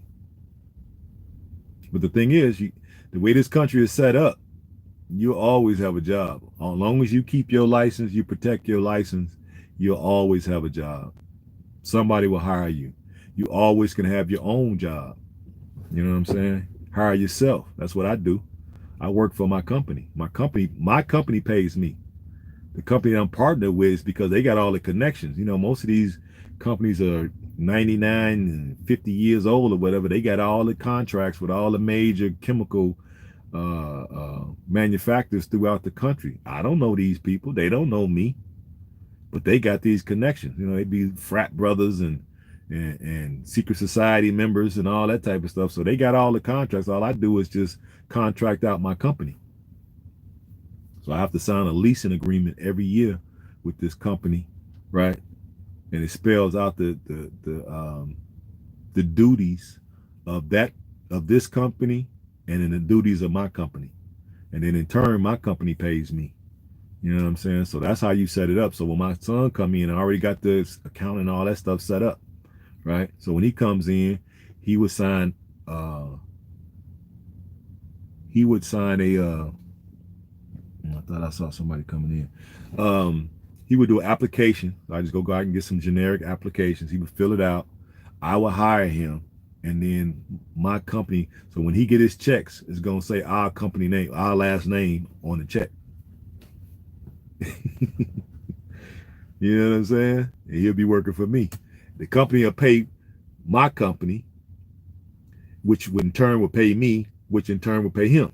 And that's why I said, eventually I'm going to step down from the company and then elevate him to president, and then I'm going to fall back to vice president as I get closer to, transitioning out of work. You know what I'm saying? See, he just coming into the world of work at 25, and I'm getting ready to transition out of work. And I'm not going to stop working, but I want to just be doing stuff over there and not be so much over here doing work. Then I got a couple nephews. They're like 11 and 12. So I'm going to try to cuff them and try to keep them on the straight and narrow until they get old enough, because Ain't no job gonna be waiting on them pretty much, especially post COVID. All this BS happening.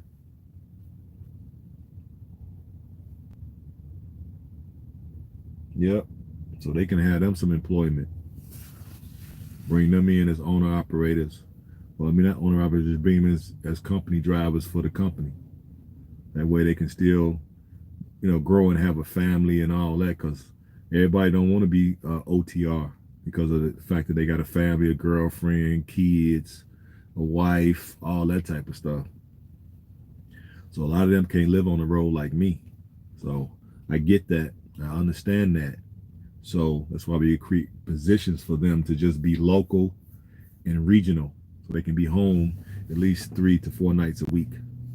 That'll be enough to you to maintain your household and keep your relationships steady going. Because once you be on the road, your relationship gonna fall apart.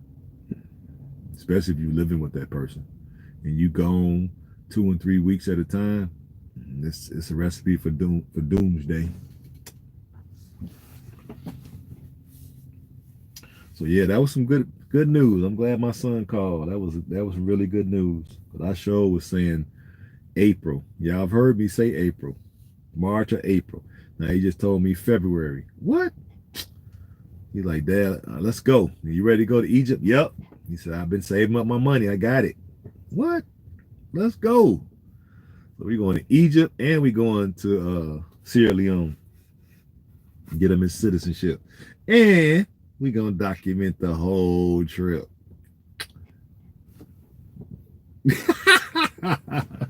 We gonna document the whole trip. You know I can't help. I can't help it. I gotta rub it in a little bit, just a little bit. You know what I'm saying? Just a little bit. But I put my dues in to do that. You know what I mean? I made my mistakes. I've been to the joint. I've been fighting. I've been shot. You know what I'm saying? I had dudes after me, threatening to do this and do that. You know what I'm saying? Basically put me in a hole. I had people steal. I had business. I started business. I done failed in some businesses, but it's all worth it. Went to college. you know, Basically got out of there in my senior year. I could go back now because all my student loans are paid, but I don't want to go back to school for what? I'm doing what I want to do. You dig? And my son was like, "Man, Dad, should I go to school for what? You're already intelligent. We finna be in business, baby. Go to school for what? Business I could teach you in an hour how I go. You know what I'm saying? No, we good. You gonna go to school and waste time for what? No, get out here and get this bread, boy. Yeah, go to school for what? We already got what we gonna do. It's already waiting for us. They said that this nation is short 1 million drivers of various types. So we good. And the way this system is set up, because when that stuff come into the ports, right? The goods come into the ports from all over the world, come into the ports, and then from there they put it on rails. The rails get it to a central point, and then we come pick it up as truck drivers. That's the way the system works. And at any part of that chain, if it's a breakdown, it's going to be a collapse of the country. So if drivers stop driving, it'll be a collapse. You're right, like my man West Coast said, if we not working, you ain't working. So if y'all want to get a tip off of when the collapse is gonna happen, when the trucks stop rolling, that's when you know this country really in trouble. The monetary system can collapse, but we still gonna have some type of semblance of civilization here. But when the trucks stop moving, oh my God, it's gonna be like Mad Max if the trucks stop moving. You definitely better get out of here then. Yep.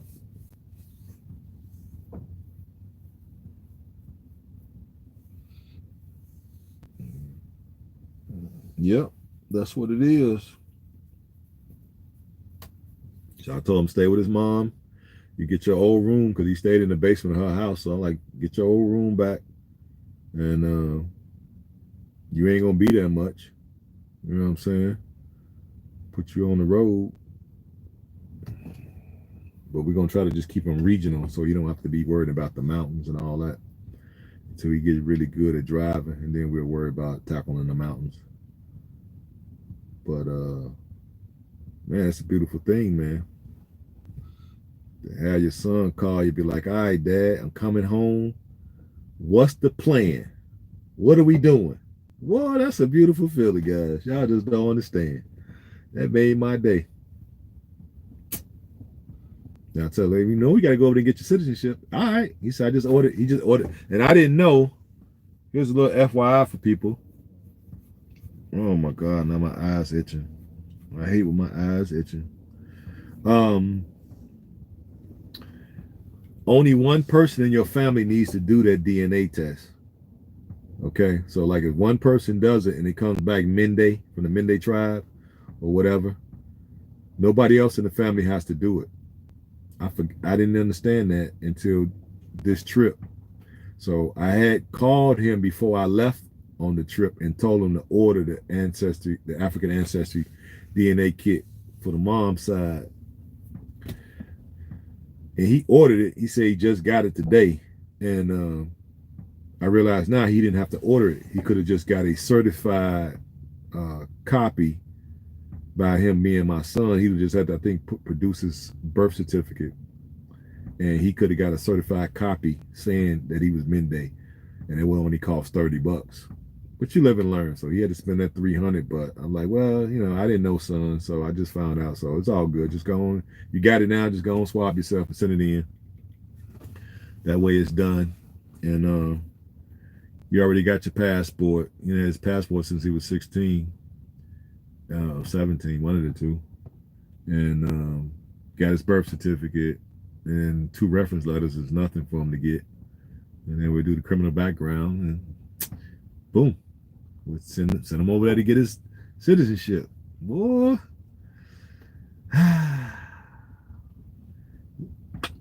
Yeah. It's a beautiful thing, guys. Beautiful thing. And then we both gonna be looking for the Nubian African queen, or in our case, the Sierra Leonean queen. We're gonna be looking for them. We in there. I'm telling him, like, you can get more than one, right? He's like, yeah, you keep telling me, but we gotta see. I was like, all right. All right. I said, because depending on how many kids you want to have, one wife may only want 2 kids. So let's say you gonna have a coffee plantation with 1,000 trees. You're gonna need some help. So you might want to have 3 wives or 4 wives and get each one of them girls 3 babies. You're gonna need help running that. And who gonna do it better than your own flesh and blood? See, they gonna work and be, especially if you bring them up right, bring them up in the business. People be like, well, maybe they might not want to be in the business. Why wouldn't they want to be rich? Why would they want to go and work for somebody else and build a legacy of somebody else's family, so they can afford to send their kids to the best schools and all that? Wow, some things we do just don't make sense. It's a sense of duty and commitment. You take the time to establish a business and you make that business successful, then you want to lead that down to your generations so they don't have to work. We the only ones that don't know that. This is what it seemed like. Everybody else do that, but it seemed like we dropped the ball when it comes to this. So that's why I immediately, when he left, I basically was starting the trucking company. So now we well established, and so now when he come back, we ready. The accountant is already set up. All I gotta do is count the accountant, give him his name, fill out that W-9 and all that stuff, and then boom, it's on and popping. You don't have to be an owner operator because he's gonna be taking over the company. You see what I'm saying? He gonna be president. You gonna own everything, Jack.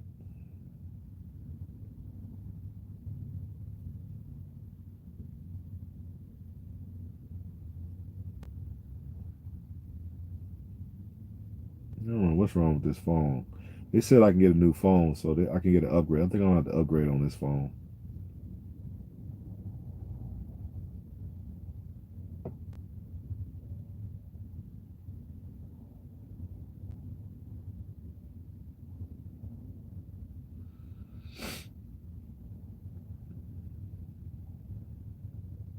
They said that Chinese rocket came down in the Indian Ocean.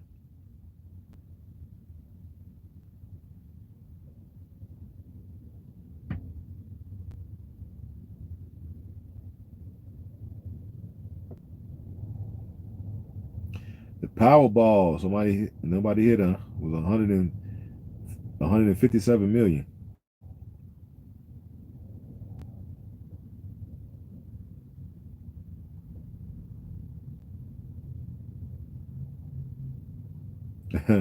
Justin Bieber dreadlocks spark debate with cultural appropriation.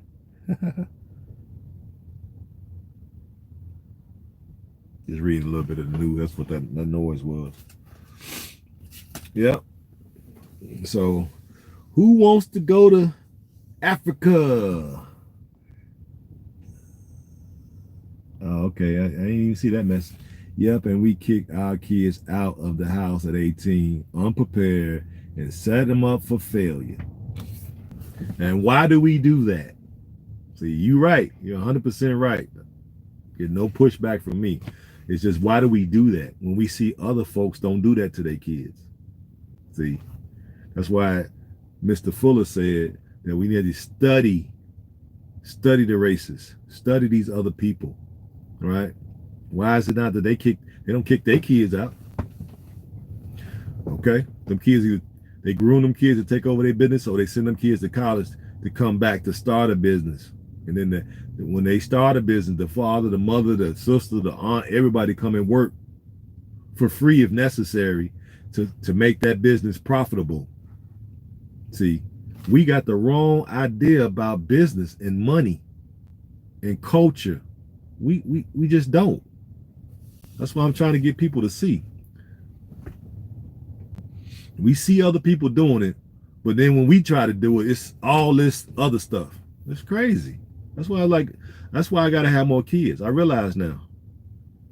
Having that phone call with my son today, and some of the things we've been talking about on here and on some of the other platforms that I'm on, I realize now I need more kids. Yeah. I wish I had started earlier. You know what I'm saying? I need keep more kids, and I need my son to start having some grandkids. But we're gonna get a lot more businesses, and so we need help. And I see right now, you know what I'm saying, we got too many Negro peons around, and basically ain't gonna do nothing. That's what I'm it's surmising. They ain't gonna do nothing, just too many Negro peons, and we ain't gonna do nothing. We're not gonna try to do anything but just nitpick and backbite and just basically get in the way of people who trying to do stuff. So that's why I need to go out here and have me some more kids. Yep, and bring them up, homeschool they butts. Cause I went to school to be an educator, so I teach them. And all I can't teach, I can bring in tutors. Yep, like I did with my son. He had tutors for 10 years. Yep, and his two subjects that he struggled in the most, reading and math, he had tutors for 10 years. That's why I told him, you don't need to go to college for what? You smart as a man. Shoot, that boy smart as a some gun now. But I told him the only way you got that way, son, that your dad sacrificed and paid for tutors for you for 10 years. You know, on top of everything else. Haircuts and, you know what I mean? Jordans, school fees, book bags, lunch money, wrestling equipment, taking them to the meets all over the place, taking them to the classes and lab and sitting with them and helping them study and teaching them about test taking techniques. He did all that. That's why he did so well. You got to be involved with your kids when it comes to education. It's just like I was there learning. My brain was hot. His brain was hot. Shoot, but he got through flying colors. That's why I say, I'm happy. I'm a proud dad. And he's 25 and still want to hang out with me. See, that's what's up. Most most most guys 25, they ain't trying to hang out with their dad. You know what I'm saying? Let alone take him on a trip to Egypt. You know what I'm saying? And come and work for you. You know? So it's a beautiful thing. So y'all need to reevaluate family. I know we have such a gender war going on here in the States. So that's the reason why I'm all about the, marry one of the continental sisters. Go to the Bow region and talk to some of the chiefs out there and the paramount chief, and then hey man, I need a wife. So can y'all find me some prospects? Yep. And see what that uncovers. And get right to the business. Boop, baby 1, boop, baby 2, boop, baby 3.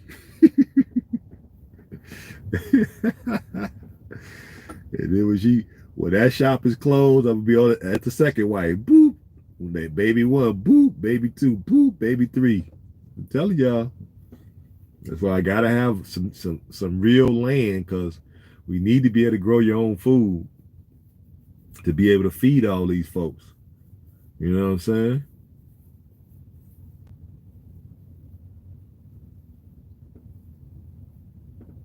That's what's up. Yep. Need as much food as possible to be able to feed all these folks. And then you need to be able to house these people in different houses. Or they can be on the same compound, but they need to be in their own separate houses. Because if you get big enough plot of land, then they won't have to even see each other. And that's kind of how I would like it. That way you can kind of minimize them being, them becoming jealous. Because it's definitely going to happen. No matter what you try to do to mitigate it, they still going to be getting jealous. So out of sight is out of mind. As long as you keep them separated, you'll probably be better off. Now, I've seen situations, especially in Ghana, with even some of the Christian brothers, they married 2 and 3 women and they got them in the same house. And that house is explosive. Boy, the littlest thing gonna set that house off. We got to get it popping on both sides of the water like those other groups. Yeah, we got to do it, but that's why I say we got to work together, man. Right at this point, it seemed fruitless to me. I mean, I'm going to keep hammering it home, but, it is what it is, man. Like I said, push come to shove, I'm good. You know what I'm saying? I'm good. My boy come back, everything goes smooth with that, and then we go over there. If the community is not going to be big, a huge thing where it's 100 of us, then I'm just going to have more kids. That's how we do that. So once me and my son get it cracking, we'll be able to go up there, combine our monies, and we'll be able to go over there and buy 200 acres just off our trucking money. And then somebody coming in.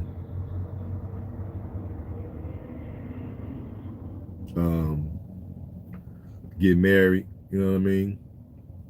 And we can build from there. He get 100 acres, I get 100 acres, and we'll just do agribusiness for now until we get that all worked out and up and running and all that, and then we'll branch out from there. So I definitely want to go into gold mining. You dig? I want a restaurant, and I want down the line a hotel. So when y'all come over, just to visit. People who don't want to stay and just want to come to visit. Then we need more melanated folks with hotels, so we ain't got to keep giving our money to folks that don't look like us. Yep, and build like a 5-star. That would be ideal, because I don't think there's no 5-star hotels in the country. So you'd be the first person in the country with a 5-star hotel. This what I'm saying. Like, we can go over there and be the first this, first that. Yep, I think that's what they said. It was one. No, that was in the Gambia, but it closed down due to the COVID, or pre-COVID, I think. So it is what it is. Yeah, we got to get it cracking on both sides. And that's what I'm doing. That's why I said I wanted to go to. Once he come back, shoot, we might just go on out to Phoenix. Yep. Go to the Phoenix terminal, get that land I was thinking about, that I was looking at out there, about an hour west of Phoenix, hour and a half, 2 hours west of Phoenix. It was like 122 acres. We get that. We got space to park our trucks, throw up a mobile home, and throw up some manufactured buildings, and then rent that space out for I want to say weed, cannabis production. You know what I'm saying? And lease that space out and take money, because on 122 acres, I think it was just like $365 for property taxes on 122 acres. Ridiculously low. And they didn't want much for that land. I think it was like 49,000 for 122 acres. Man, my son come back, me and him can get that stuff together in like 3 months. 4 5 months tops. So we don't have to run around here broke. Buy that land cash and then lease it out to growers. So we can, like my man said, get money on this side, and then we take the money, because what I'm trying to do is have a lot of money coming in from over here. So when we take it over there and exchange it for the Leone,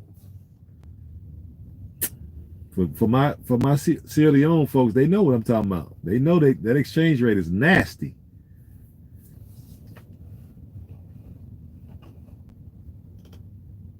Yeah, baby. Yeah, you open up that gate, then I see. So that's what we have to do. Oh,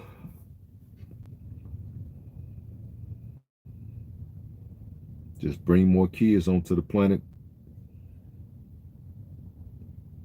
Yep. If that's the case, then I'm probably gonna end up with 10. I'm gonna go from 1 to 10.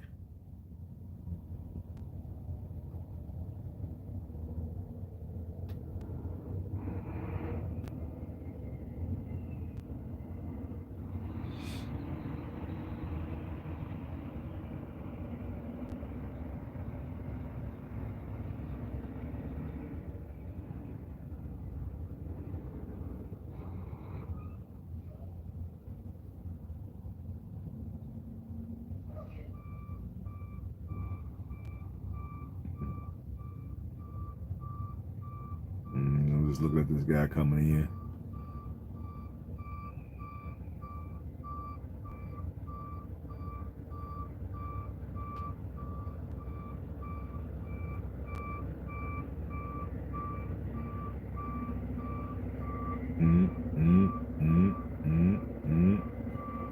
Yeah, so that might be what we have to do, people.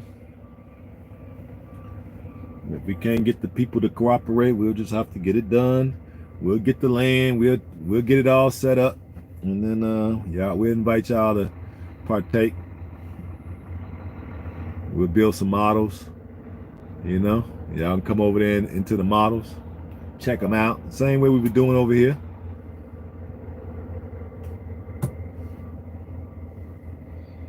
And then once he gets back, get a chance to talk to my man Jay. Hopefully be able to get himself situated in a job back in the trucking industry. And then His son 21, so he old enough to now to go over the road. So hopefully we'll be able to grab him and convince him what the deal is. And so Jay want to go do the Africa thing. And I'm sure we'll be able to convince his son to do it. My son already on board. You know, I'm already on board, so we'll be cool with that. Then we hopefully get my cousin back on his feet so he can get in the truck, because he's been saying he gonna do it. So that's gonna be the crew for right now.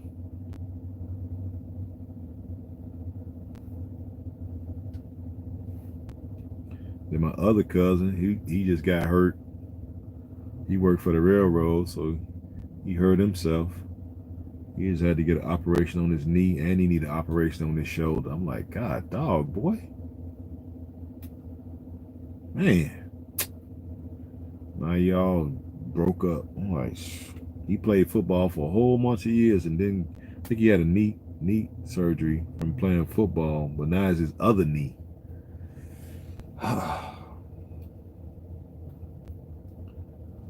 So I told him, what you gonna do for work? You're too young to retire. He's like, man, I might have to get in the truck. I'm like, yeah, I guess you can. We got a lot of folks out here, so yeah, we can use you. So right now he's just taking unemployment, I think he said. I guess he's gonna wait till that run out. But I think because he hurt himself on the job, so I think he's gonna get a settlement, or they're gonna offer him something, I think. So he said they might offer him a nice percentage. He said he hopes it's at least $1 million. I said, well, if it's $1 million, man, you need to give me some of that money, and we need to go to Africa. So he said he's gonna go to visit, but he kind of stuck on being here. So we may can't get him on board. But I said maybe he might change his mind once he gets over there. But at this point, he hasn't been, so he think it's, you know, he still got that Negropean mindset. So he think it's, you know, it ain't as good as I say it is. But we'll see. We can get him on board. I've been having him pick me up from the airport just to start getting him used to seeing me come from the airport with my luggage. You know what I'm saying? Because has he been out the country? Because this is the only two cousins I really get along with. I don't think he's been out the country. I'll have to ask him next time I talk to him, but I don't think he went out the country.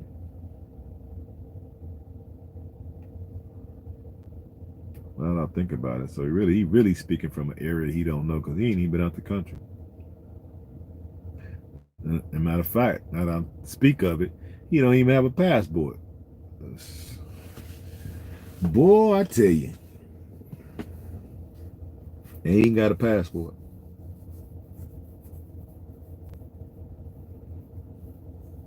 So I don't know. So we'll see what he do. Just think how far I would be in Africa. That money would get swallowed up so quick in America. Exactly. If he took $1 million, because if they offer him, because, you know, like I say, he messed up, like knee surgery and the shoulder surgery. I think it's on the same side, I want to say. So if they offer him that money, if he took that $1 million to Africa, he'd be a trillionaire in Sierra Leone. If he come back, if he do, because he don't even concern with doing the DNA. I was like, man, you just don't see. You don't know what you don't know. That's how I say it. You don't know what you don't know. If he do his DNA and he come back to Sierra Leone, we take him over there, get in his citizenship, and them people offer him $1 million payout. He pay the attorney, come out of there with like $700,000 or something like that. Take that to Africa, man. You can live like a god.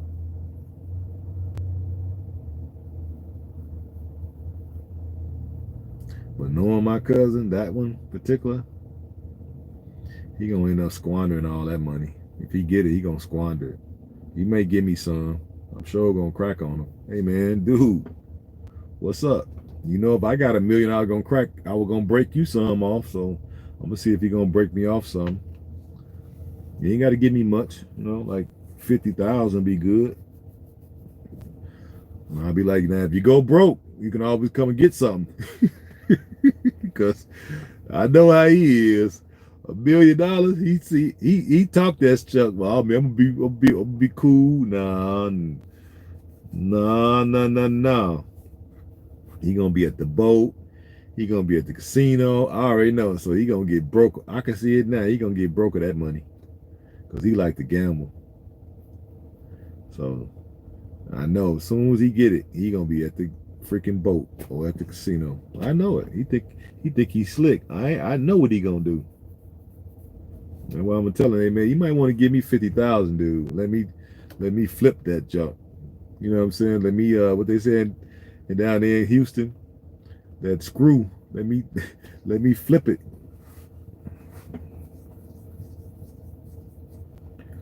Yeah, that way if you go to the boat and all that and get broke, you can slide on me and be like, hey man, you know what I'm saying? it ain't go so good at the roulette table. You know what I'm saying? I was like, yeah, I knew you'd be coming around, man. So here go your 50,000. I done made 50 on it. So go ahead, here you go. Go on back down there and let them get this too. Don't come back for no more. But I could be wrong. You know what I'm saying? I know, right?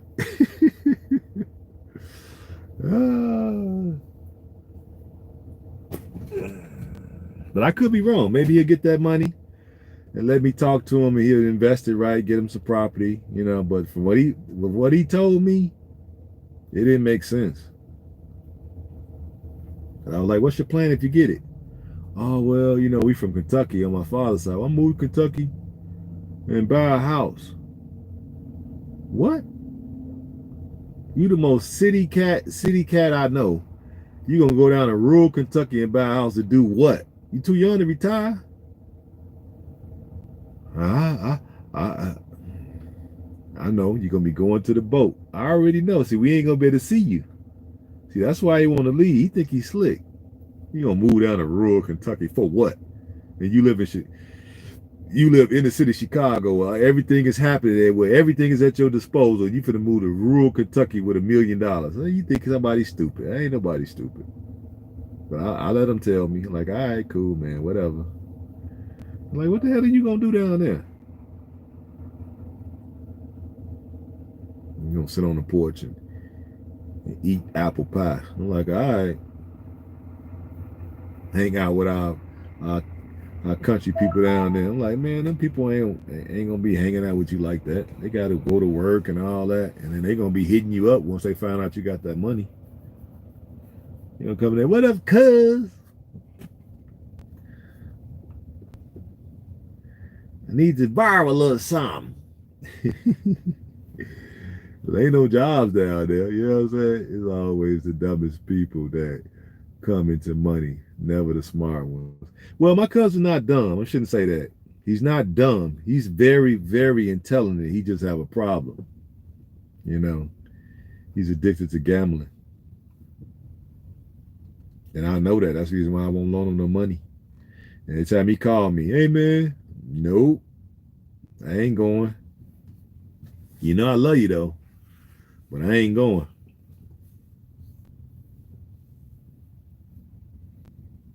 So hopefully he give me some money. We'll see. I know his old tight wad, but he probably gonna try to break me off like 5 or 10 stacks. That's cool. Whatever he take me, I'm gonna get it and put it into crypto anyway. So it don't matter. Whatever he give me, I'll be grateful. Cause I know, and I know, cause I'm gonna definitely bring it to his attention. Hey man, now you know you and money ain't cool. You know you and money ain't cool. Y'all ain't even friends. You know what I'm saying? So you might want to break your favorite cuz off a little bit and let me go on and flip it just in case money decides to abandon you. You know what I'm saying? You can always come and get something. Now, if you don't give me nothing and you go out here and get broke, don't think you're going to be able to slide on me because I'm going to be like, hey, you know you had $1 million, right? I'm a man. I got to throw it up. Hey, man, you know you had $1 million, right? You ain't give your favorite cousin a nickel, and now here you is, broke, and needing a little favor. I'll be like, nah, I got $20 for you. Here you go. Move along. You know, 'cause that's what we tend to do. We don't know what to do with money. And he's never owned a business. You know what I'm saying? He done worked in a couple of my businesses. And then every time he come to me with an idea about a business, I look at him like, man, come on. He be trying to convince me. I'm like, man, I'm not finna go into business with you because you'll take the money and oh, I could hit double. I could double up. I know him. No, I ain't own gamble, so I don't see what the attraction is. Losing your money like that, nah, I'm cool. So every time you come to me with a business idea, I'll be like, nah, I'm good. I'm already in business, sir. But man, we can make a lot of money doing this. I'm like, all right, well, go ahead and start it up. I come back 6 months later, nothing started. And if I mention it, he gets upset. Man, it's because you ain't. This is what he do. Look, after 6 months, I show up, because I be gone 6 months at a time. So I show up and go over his crib. What is that? Monte. Hey, what's happening? What's happening? What's happening? I show up at his crib. Hey man, what happened to that idea you had about doing that? What happened with that? Oh man, that ain't work because you ain't want to participate. Well, it was your idea. How am I holding up the show?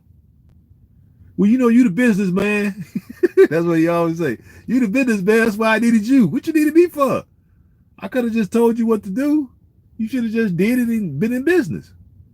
No, I needed you to be there. I needed you to be there. Oh my God. I can't be that man if I'm on the road trying to make this money. People ain't gonna just give me money. I gotta hustle these loads. You know what I'm saying? But yeah, you want to be able to get for people who just want to do because I see now it seems like people are destined just to be individualism, individuals going to Africa. So you're gonna need a lot of money. I'm just gonna be honest with you. If you go over there thinking you don't need a lot of money, you're setting yourself up to be very tough. Yeah. And if you think you're just gonna go over there and start a business, it's gonna be a minute before you can be able to see that ROI. Okay. I never thought I would ever hear a man say he wants more kids. Well, you probably haven't heard many men speak. How are you doing to I guess how am I going? It said, how am I going to have a trucking business? How are you going? Well, I don't plan on doing trucking in Africa. There's no money in it. See, this is what I was telling West Coast. I've been there. I've talked to truckers. I talked to people. There's no money in it. So that's why I was saying, like, you should be using me as a sounding board and listening to the things that I'm suggesting to you. Now, you could go over there and do your own field research, spend your money, and maybe you'll come to the same conclusions, or maybe you'll come back with a different conclusion. But from what I talk to folks, they don't make no money. And so we're not going over there. We're not going to try to go backwards and work harder for nothing, for less money. No. So we're not going into trucking. We're going into agribusiness because everybody got to eat. That'd be the easiest thing to start. Okay, in my estimation, because we got to eat. We like eating, and other folks like eating, and you can grow enough and have abundance so you can sell. Then from there, maybe you can spin off once you get the agribusiness up and running. Then you can spin that off into a restaurant, right? Because now you got the food that you're growing that you can use in your restaurant. Makes sense, right? So like if I got a coffee plantation, right? You can put coffee over there or tea, then it makes sense for me to have a coffee shop. I got a coffee plantation where I'm selling tea. I mean, I got tea growing on the side, so it makes sense for me to open up a coffee shop and have different organic coffees and teas. Then I could probably have my fruit trees, so then I could have um, smoothies along with my coffee and my teas. Then from there, you can bring in some finger foods, some bagels. Like they don't have bagels over there. English muffins, they don't have that. It's the little things. See, people try to jump to all this stuff. You can start off small and just grow your way up. And then once you get one going, then you can franchise. I don't see no system of franchising like McDonald's, Burger King, Wendy's, Popeyes. I don't see no franchises. So it's a lot of things. That's what I'm saying. Like you can learn from folks. Maybe y'all think y'all can't learn from nobody, but I can learn from folks. So I ain't stubborn. I ain't pig-headed. I can learn from folks. I listened to people when they were talking to me because that's what I was over there doing, field research. That's why I went over there on my own dime. Nobody paid me to go. If somebody pay you to go, then you got to basically speak from that person's perspective because they the ones pay for you to go there. But I paid for myself to go there so I can say whatever the hell I want to say. You dig. But no, I'm not going to do trucking over there. Now, the only way I would do trucking over there if we got a community and we living amongst each other and enough of us need the service, then maybe I might do it. Because I said earlier that when we come over there, what you want to do, if you're going to repatriate to the African continent, you want to bring everything with you, right? Everything you think you're going to need, you need to bring it with you because you're not going to have it over there, right? So if you got your special sauces you like and your special seasonings and your special this and your special that, and you think it's over there, nope. So you better buy that stuff in bulk. And then you got to you probably want to bring your car over or your pickup or your van or whatever you got, right? Your tools, your clothes, your this, your that, your bedroom set, everything you think you're going to need, you better get a 50-foot container and you better stuff that sucker till stuff is falling out of there. Take everything with you that you think you're going to need, right?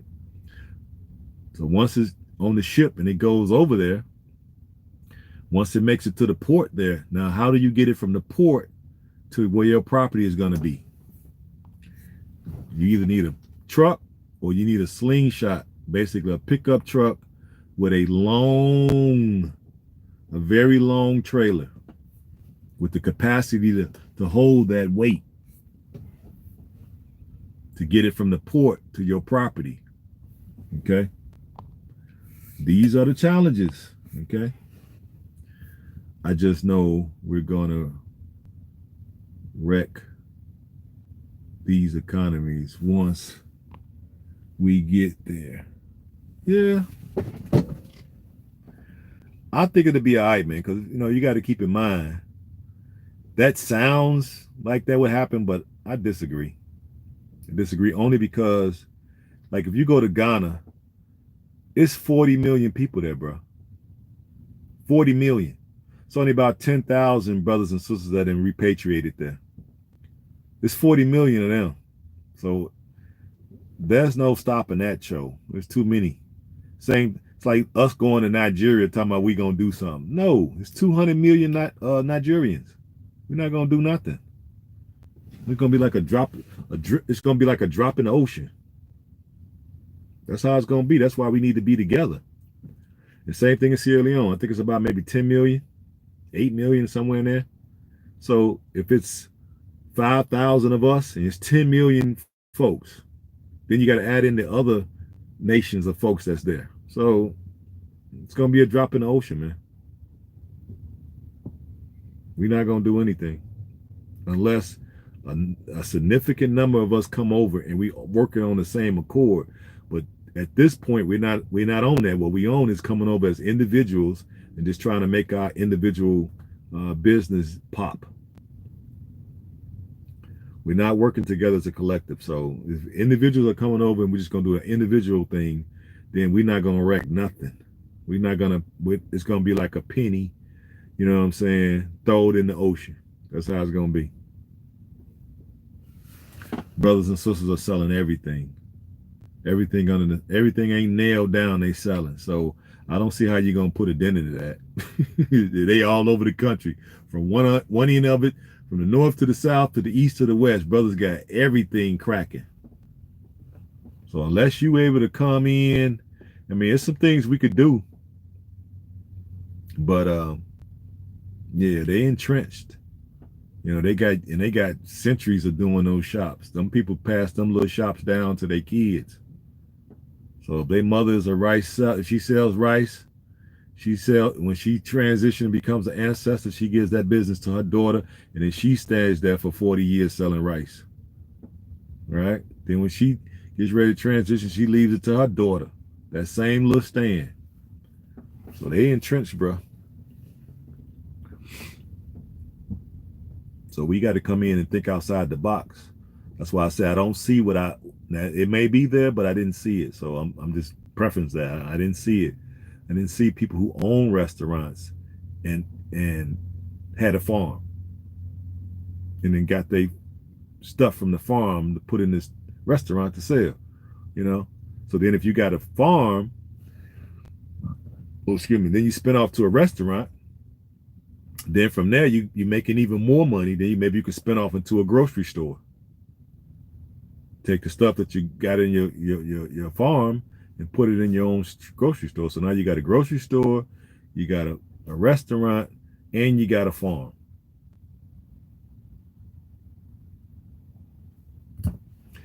Now maybe somebody over there doing it and I just ain't noticed it, but you know, I'm sure if I thought of it, somebody's already doing it. But that don't mean it's not room for competition. Yep. There's room for competition.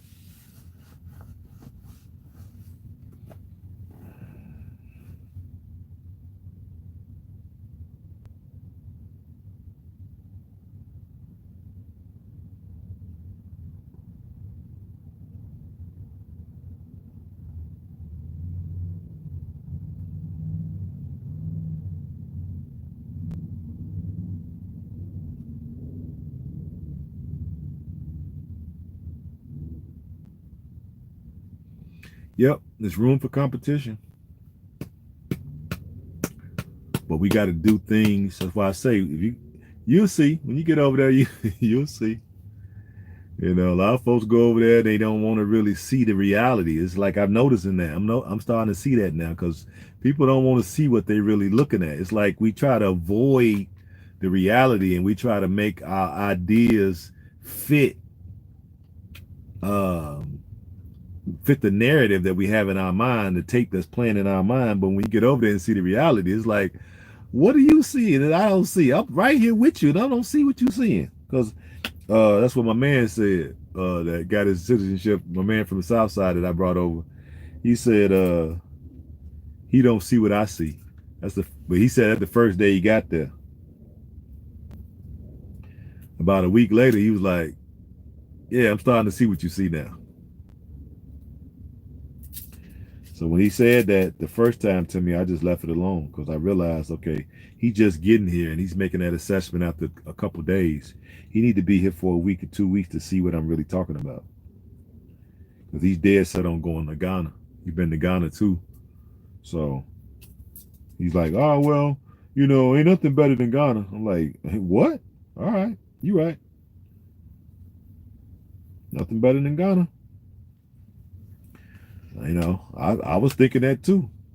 But when I look at the opportunity, oh yeah, the opportunity is really going down in Sierra Leone. Now that he got his passport and he's full citizenship rights, he's reevaluating. So I'm like, yeah, see, that's what I'm talking about.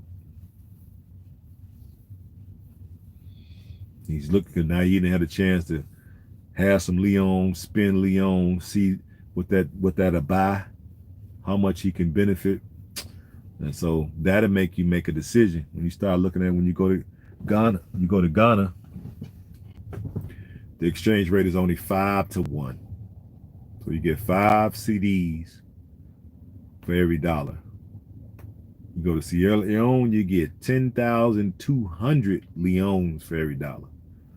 Big difference. Big difference. And the cost of living is super low too. Oh my God. It's going down, guys. Okay. I'm gonna stay with y'all 15 more minutes, then I'm gonna lay it down, wake up, break my fast, run in here, take a shower, lay it back down so I can get up at 1. I think I can get up at 1. What time did I get off the clock? Let's see. 3, 4, 5, 6, 7, 8, 9, 10, 11, 12. So yeah, I can't leave around 1. That way I could be, let's see, I don't want to leave at 1, do I? Let's see. 2, 3, 4, 5, 6, 7, 8, 9, 10, 11. No, I gotta leave around, probably around 2. 2 would get 3, so that's 3, 4, 5, 6, 7, 8, 9, 10, 11. Yeah, I could leave around 2 a.m.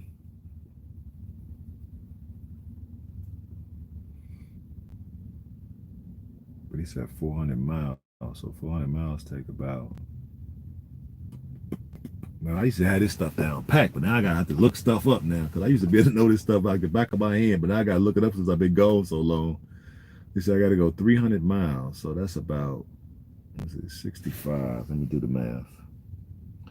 That's what you got to do, guys. Figure it out the time. So he said it was 300. I think he said 40 miles. Divided by 65 miles an hour. So that's 5 hours. So 3, 4, 5, 6, 7, 8, 9, 10, 11, 12.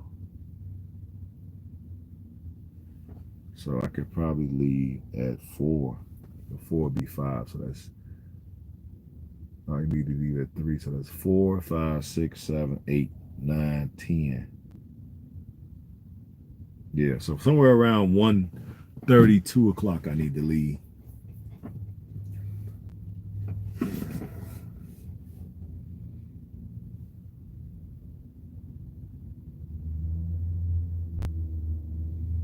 Cause it's 5.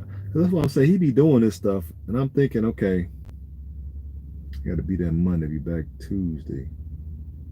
See, this is gonna mess me up for the next load. See, he always do this. I told him yeah without really looking at it, but now that I'm looking at it, I ain't gonna be able to make the Wednesday load.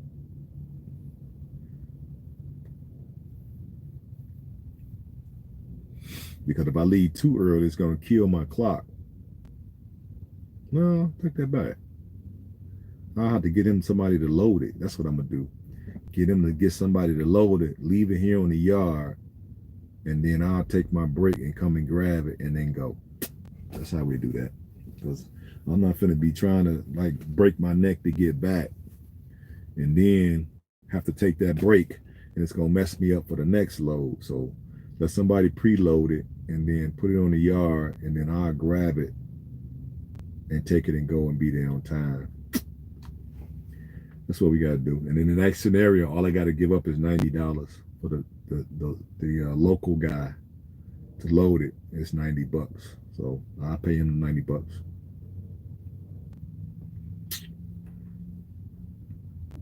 Yep, sure will. And that way I can just pick it up here and go when I get back. Yep. Any more questions, guys? I'm gonna get ready to start getting up out of here. Let me see. Yeah, that's why I got to reconsider. That's why I got. Wait, you're writing too fast, West Coast. You got. Yeah, that's why got me reconsidering Ghana. Okay, I got it now.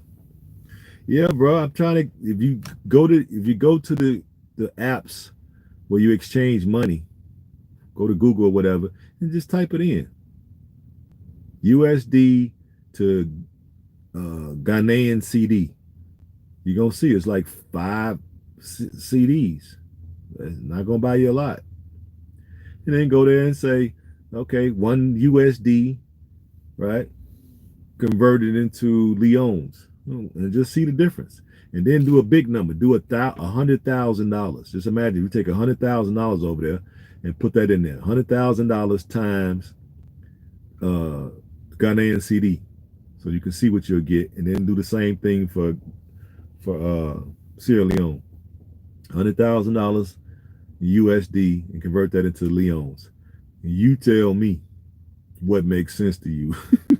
Shit. I hope you're a numbers guy, because the numbers make sense to me. Matter of fact, I'm tempted to do it. Matter of fact, since we sitting here talking out the side of our neck, let me see. I'm going with a little over. Okay, that's cool. EX app for currency conversion. Okay, cool. Yeah, I think I heard about that one too, Strawberry. Strawberry. But I could just go to Google and do it for right now so it won't take so long. On my other joint. Let's see.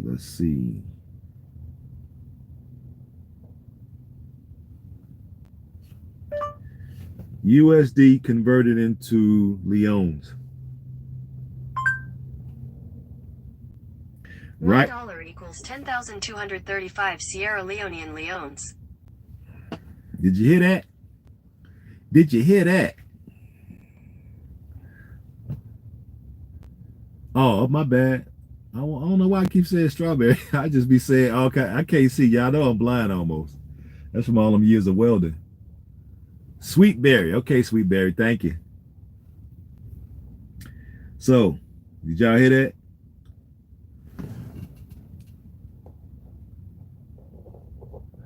$10,235 leons to every $1 US. Do you see it?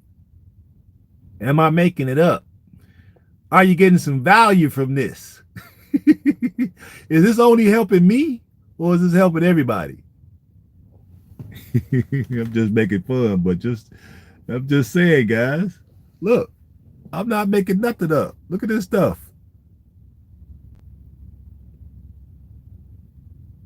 Now let's do Ghana.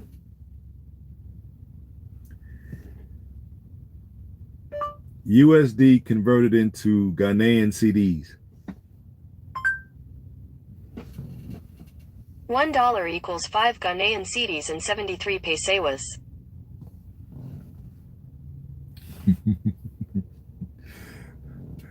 Look.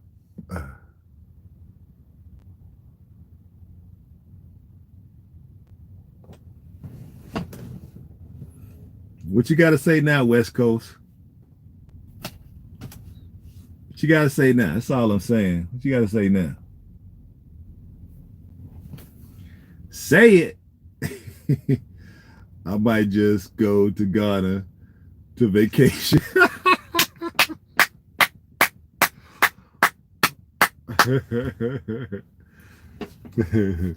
But make sure you bring a duffel bag, dude. Make sure you bring a duffel bag, because Ghana gonna break you. You did. That's why I try to tell my man from Southside.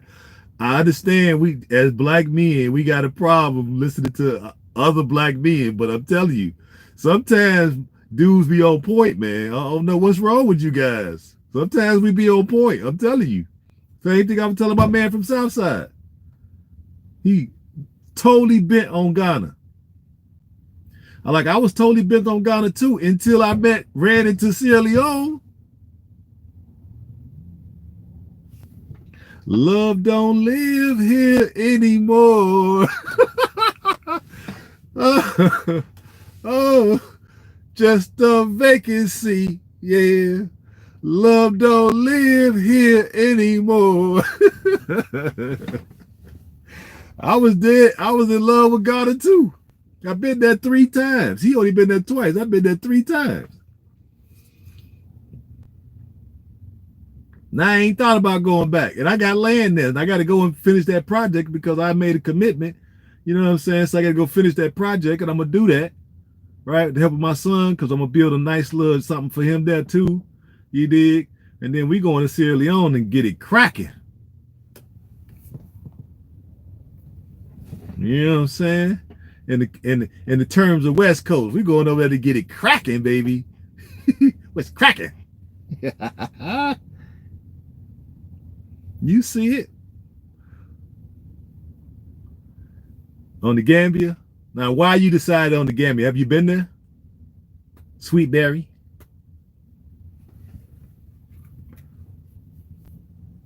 Why you decide on the Gambia?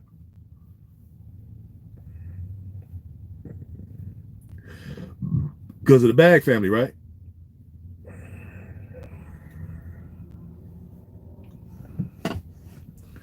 I'm just asking a question just to see something. You going because of the Bag family?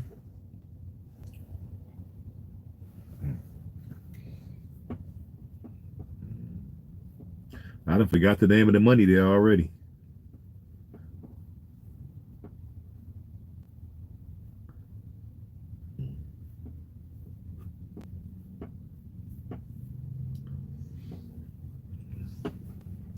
So why you going there, Sweetberry?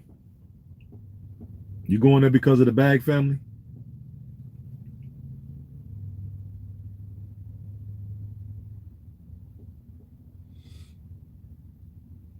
A lot of AAs are going to Gambia. That's probably why. Yeah, that's what I'm thinking. It's got to be for the Bag family. I mean, if you're going for the Bag family, that's a good reason. You know what I'm saying? Because they already they on the forefront. That's what I was saying. Like, because I want to go because of them. No, visiting this September, I decided on the Gambia because of USD stretches further there. Yeah, it does. It does. I forgot what the money is called, but yeah, I ended up giving a big chunk of it away when I left and moving there in November this year. Well, congratulations, Sweetberry. More likely when I come back over there, if you near the Bag people, more likely holler at me and we'll come hang out, chop up dinner or something. Because the Bag family want to come to Bag family is the reason number 3. Okay. Delassie, that's it. I don't know why I couldn't remember Delassie. On the tip of my tongue, I forgot. I had a whole pocket full of Delassies. I didn't bring none back because I gave them to my guide and driver. I gave the rest of it to him, so he was happy. It was like $175 worth of Delassies I gave to him because he definitely looked out for me, took care of me really well. So when I go back, I definitely have Usman grab me again because he was the man. Man, Usman, if you want to, well, you said you're going there in September. If you need a guy, let me know because Usman is the man. He ex-military. I think he did like 23 years in the Gambian army. I think he did, what did he say? I think he did 23 years, then he did 4 years in the Navy. And this dude, you looking for some Hectors? This dude, man, he knew everybody. So if you go in there in September just to kind of look around, let me know. I'll get you in touch with Usman because you're gonna need a guy, somebody that's knowledgeable, that know how to get stuff done. And all the police know him, all the military dudes know him, all the people in the government. Man, he took care of me. So I'm definitely, when I go back, Usman is it. Okay, I'll connect with him before. Okay, yeah, connect with me because I can put you in touch with him because that was the guy. When you look at the Bag family video with me there, and the guy was talking, that was Usman. That was the guy. That was my guide and driver. Yep, Usman, man, dude he was on point. Everywhere we went, everybody knew Usman. I was like, man, I'm with a celebrity. Shoot, because we was going through all the police checkpoints, every checkpoint. He's saying something to him in Wolof, and man, they was like laughing and joking, looking at me, talking about, where you from in America?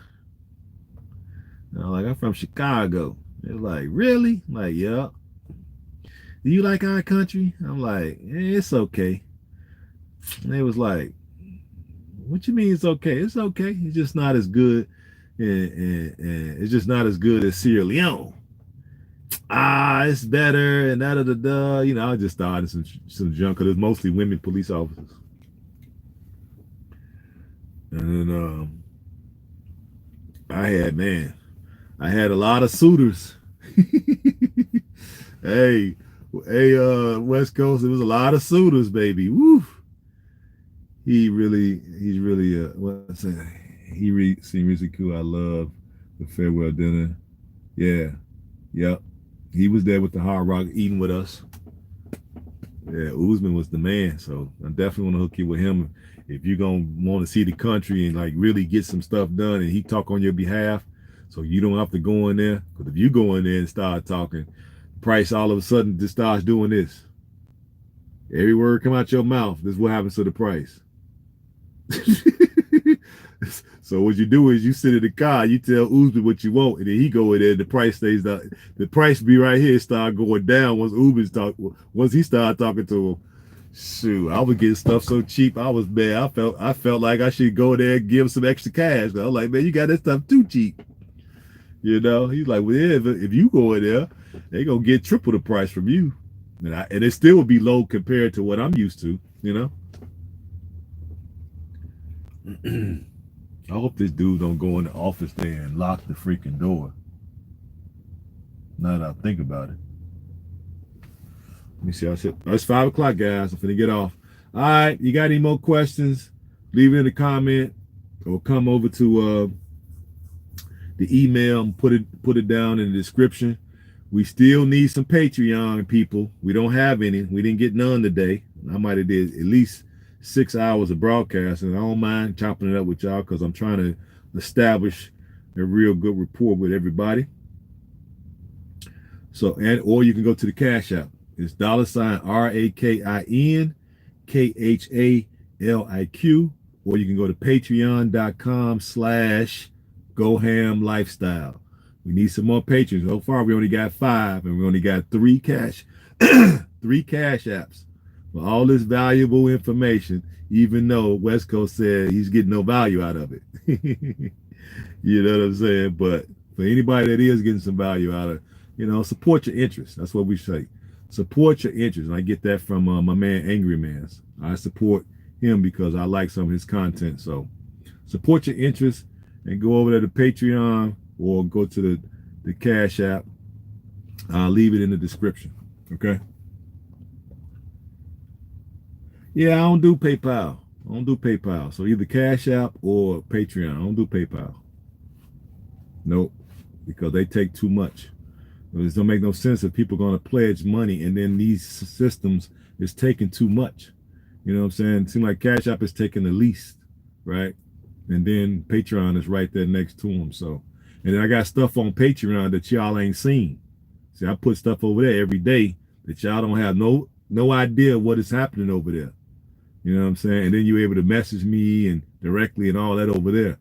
So, it might behoove you to go over there and just set that up. You know what I mean? It's like basically 85 cents a day. So it ain't no 15, 30, 40, $100,000, just 85 cents a day. All right. We're going to take that and put it into the cryptocurrency market to continue growing it. Right now, I think I'm around 31,000. Put in 5,400 and I'm around 31,000 in profit. Well, 24 something in profit.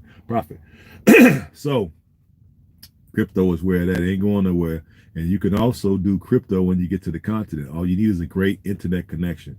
And a VIP, not a VIP, what that thing called? IUP, whatever it's called. So you can block where your location is. And then you can get stuff over there. So a lot of these systems, let me just tell y'all this before I go. A lot of these systems, they don't want the Continental brothers to be able to take advantage of it. So what they do is if that's it, VPN. Sorry. Thank you. That's why it's good to have some good sis on the team. VPN. So you need to get a VPN so that way it can block your signal and it can actually say you in Canada. Okay. And then, of course, they're not going to block nothing happening in Canada, and that allow you to continue investing in crypto in Africa. See, she's a testify. You did? Church, tabernacle. Thank you, darling, for that. So that way we still can invest in our cryptocurrencies on the African continent. So folks who want to do that, yeah, get your VPN so we can do that. Right? So that's what I'm gonna do with anything y'all pledge to me. That's what I'm doing. I'm putting it into crypto along with my own money. My son is also invested in crypto. So when our coins blow, we're gonna have all what we need to do what we need to do. Okay. So hopefully y'all support your boy. I'm willing to put the time in. Use my man Malcolm Gladwell's theory. For all you who don't read, that's the power of 10,000 hours. So the theory goes, anytime a person puts in 10,000 hours at anything, they become an expert. So I'm prepared to put in my 10,000 hours. So y'all stay along for the journey, all right? Until next time, peace and black power.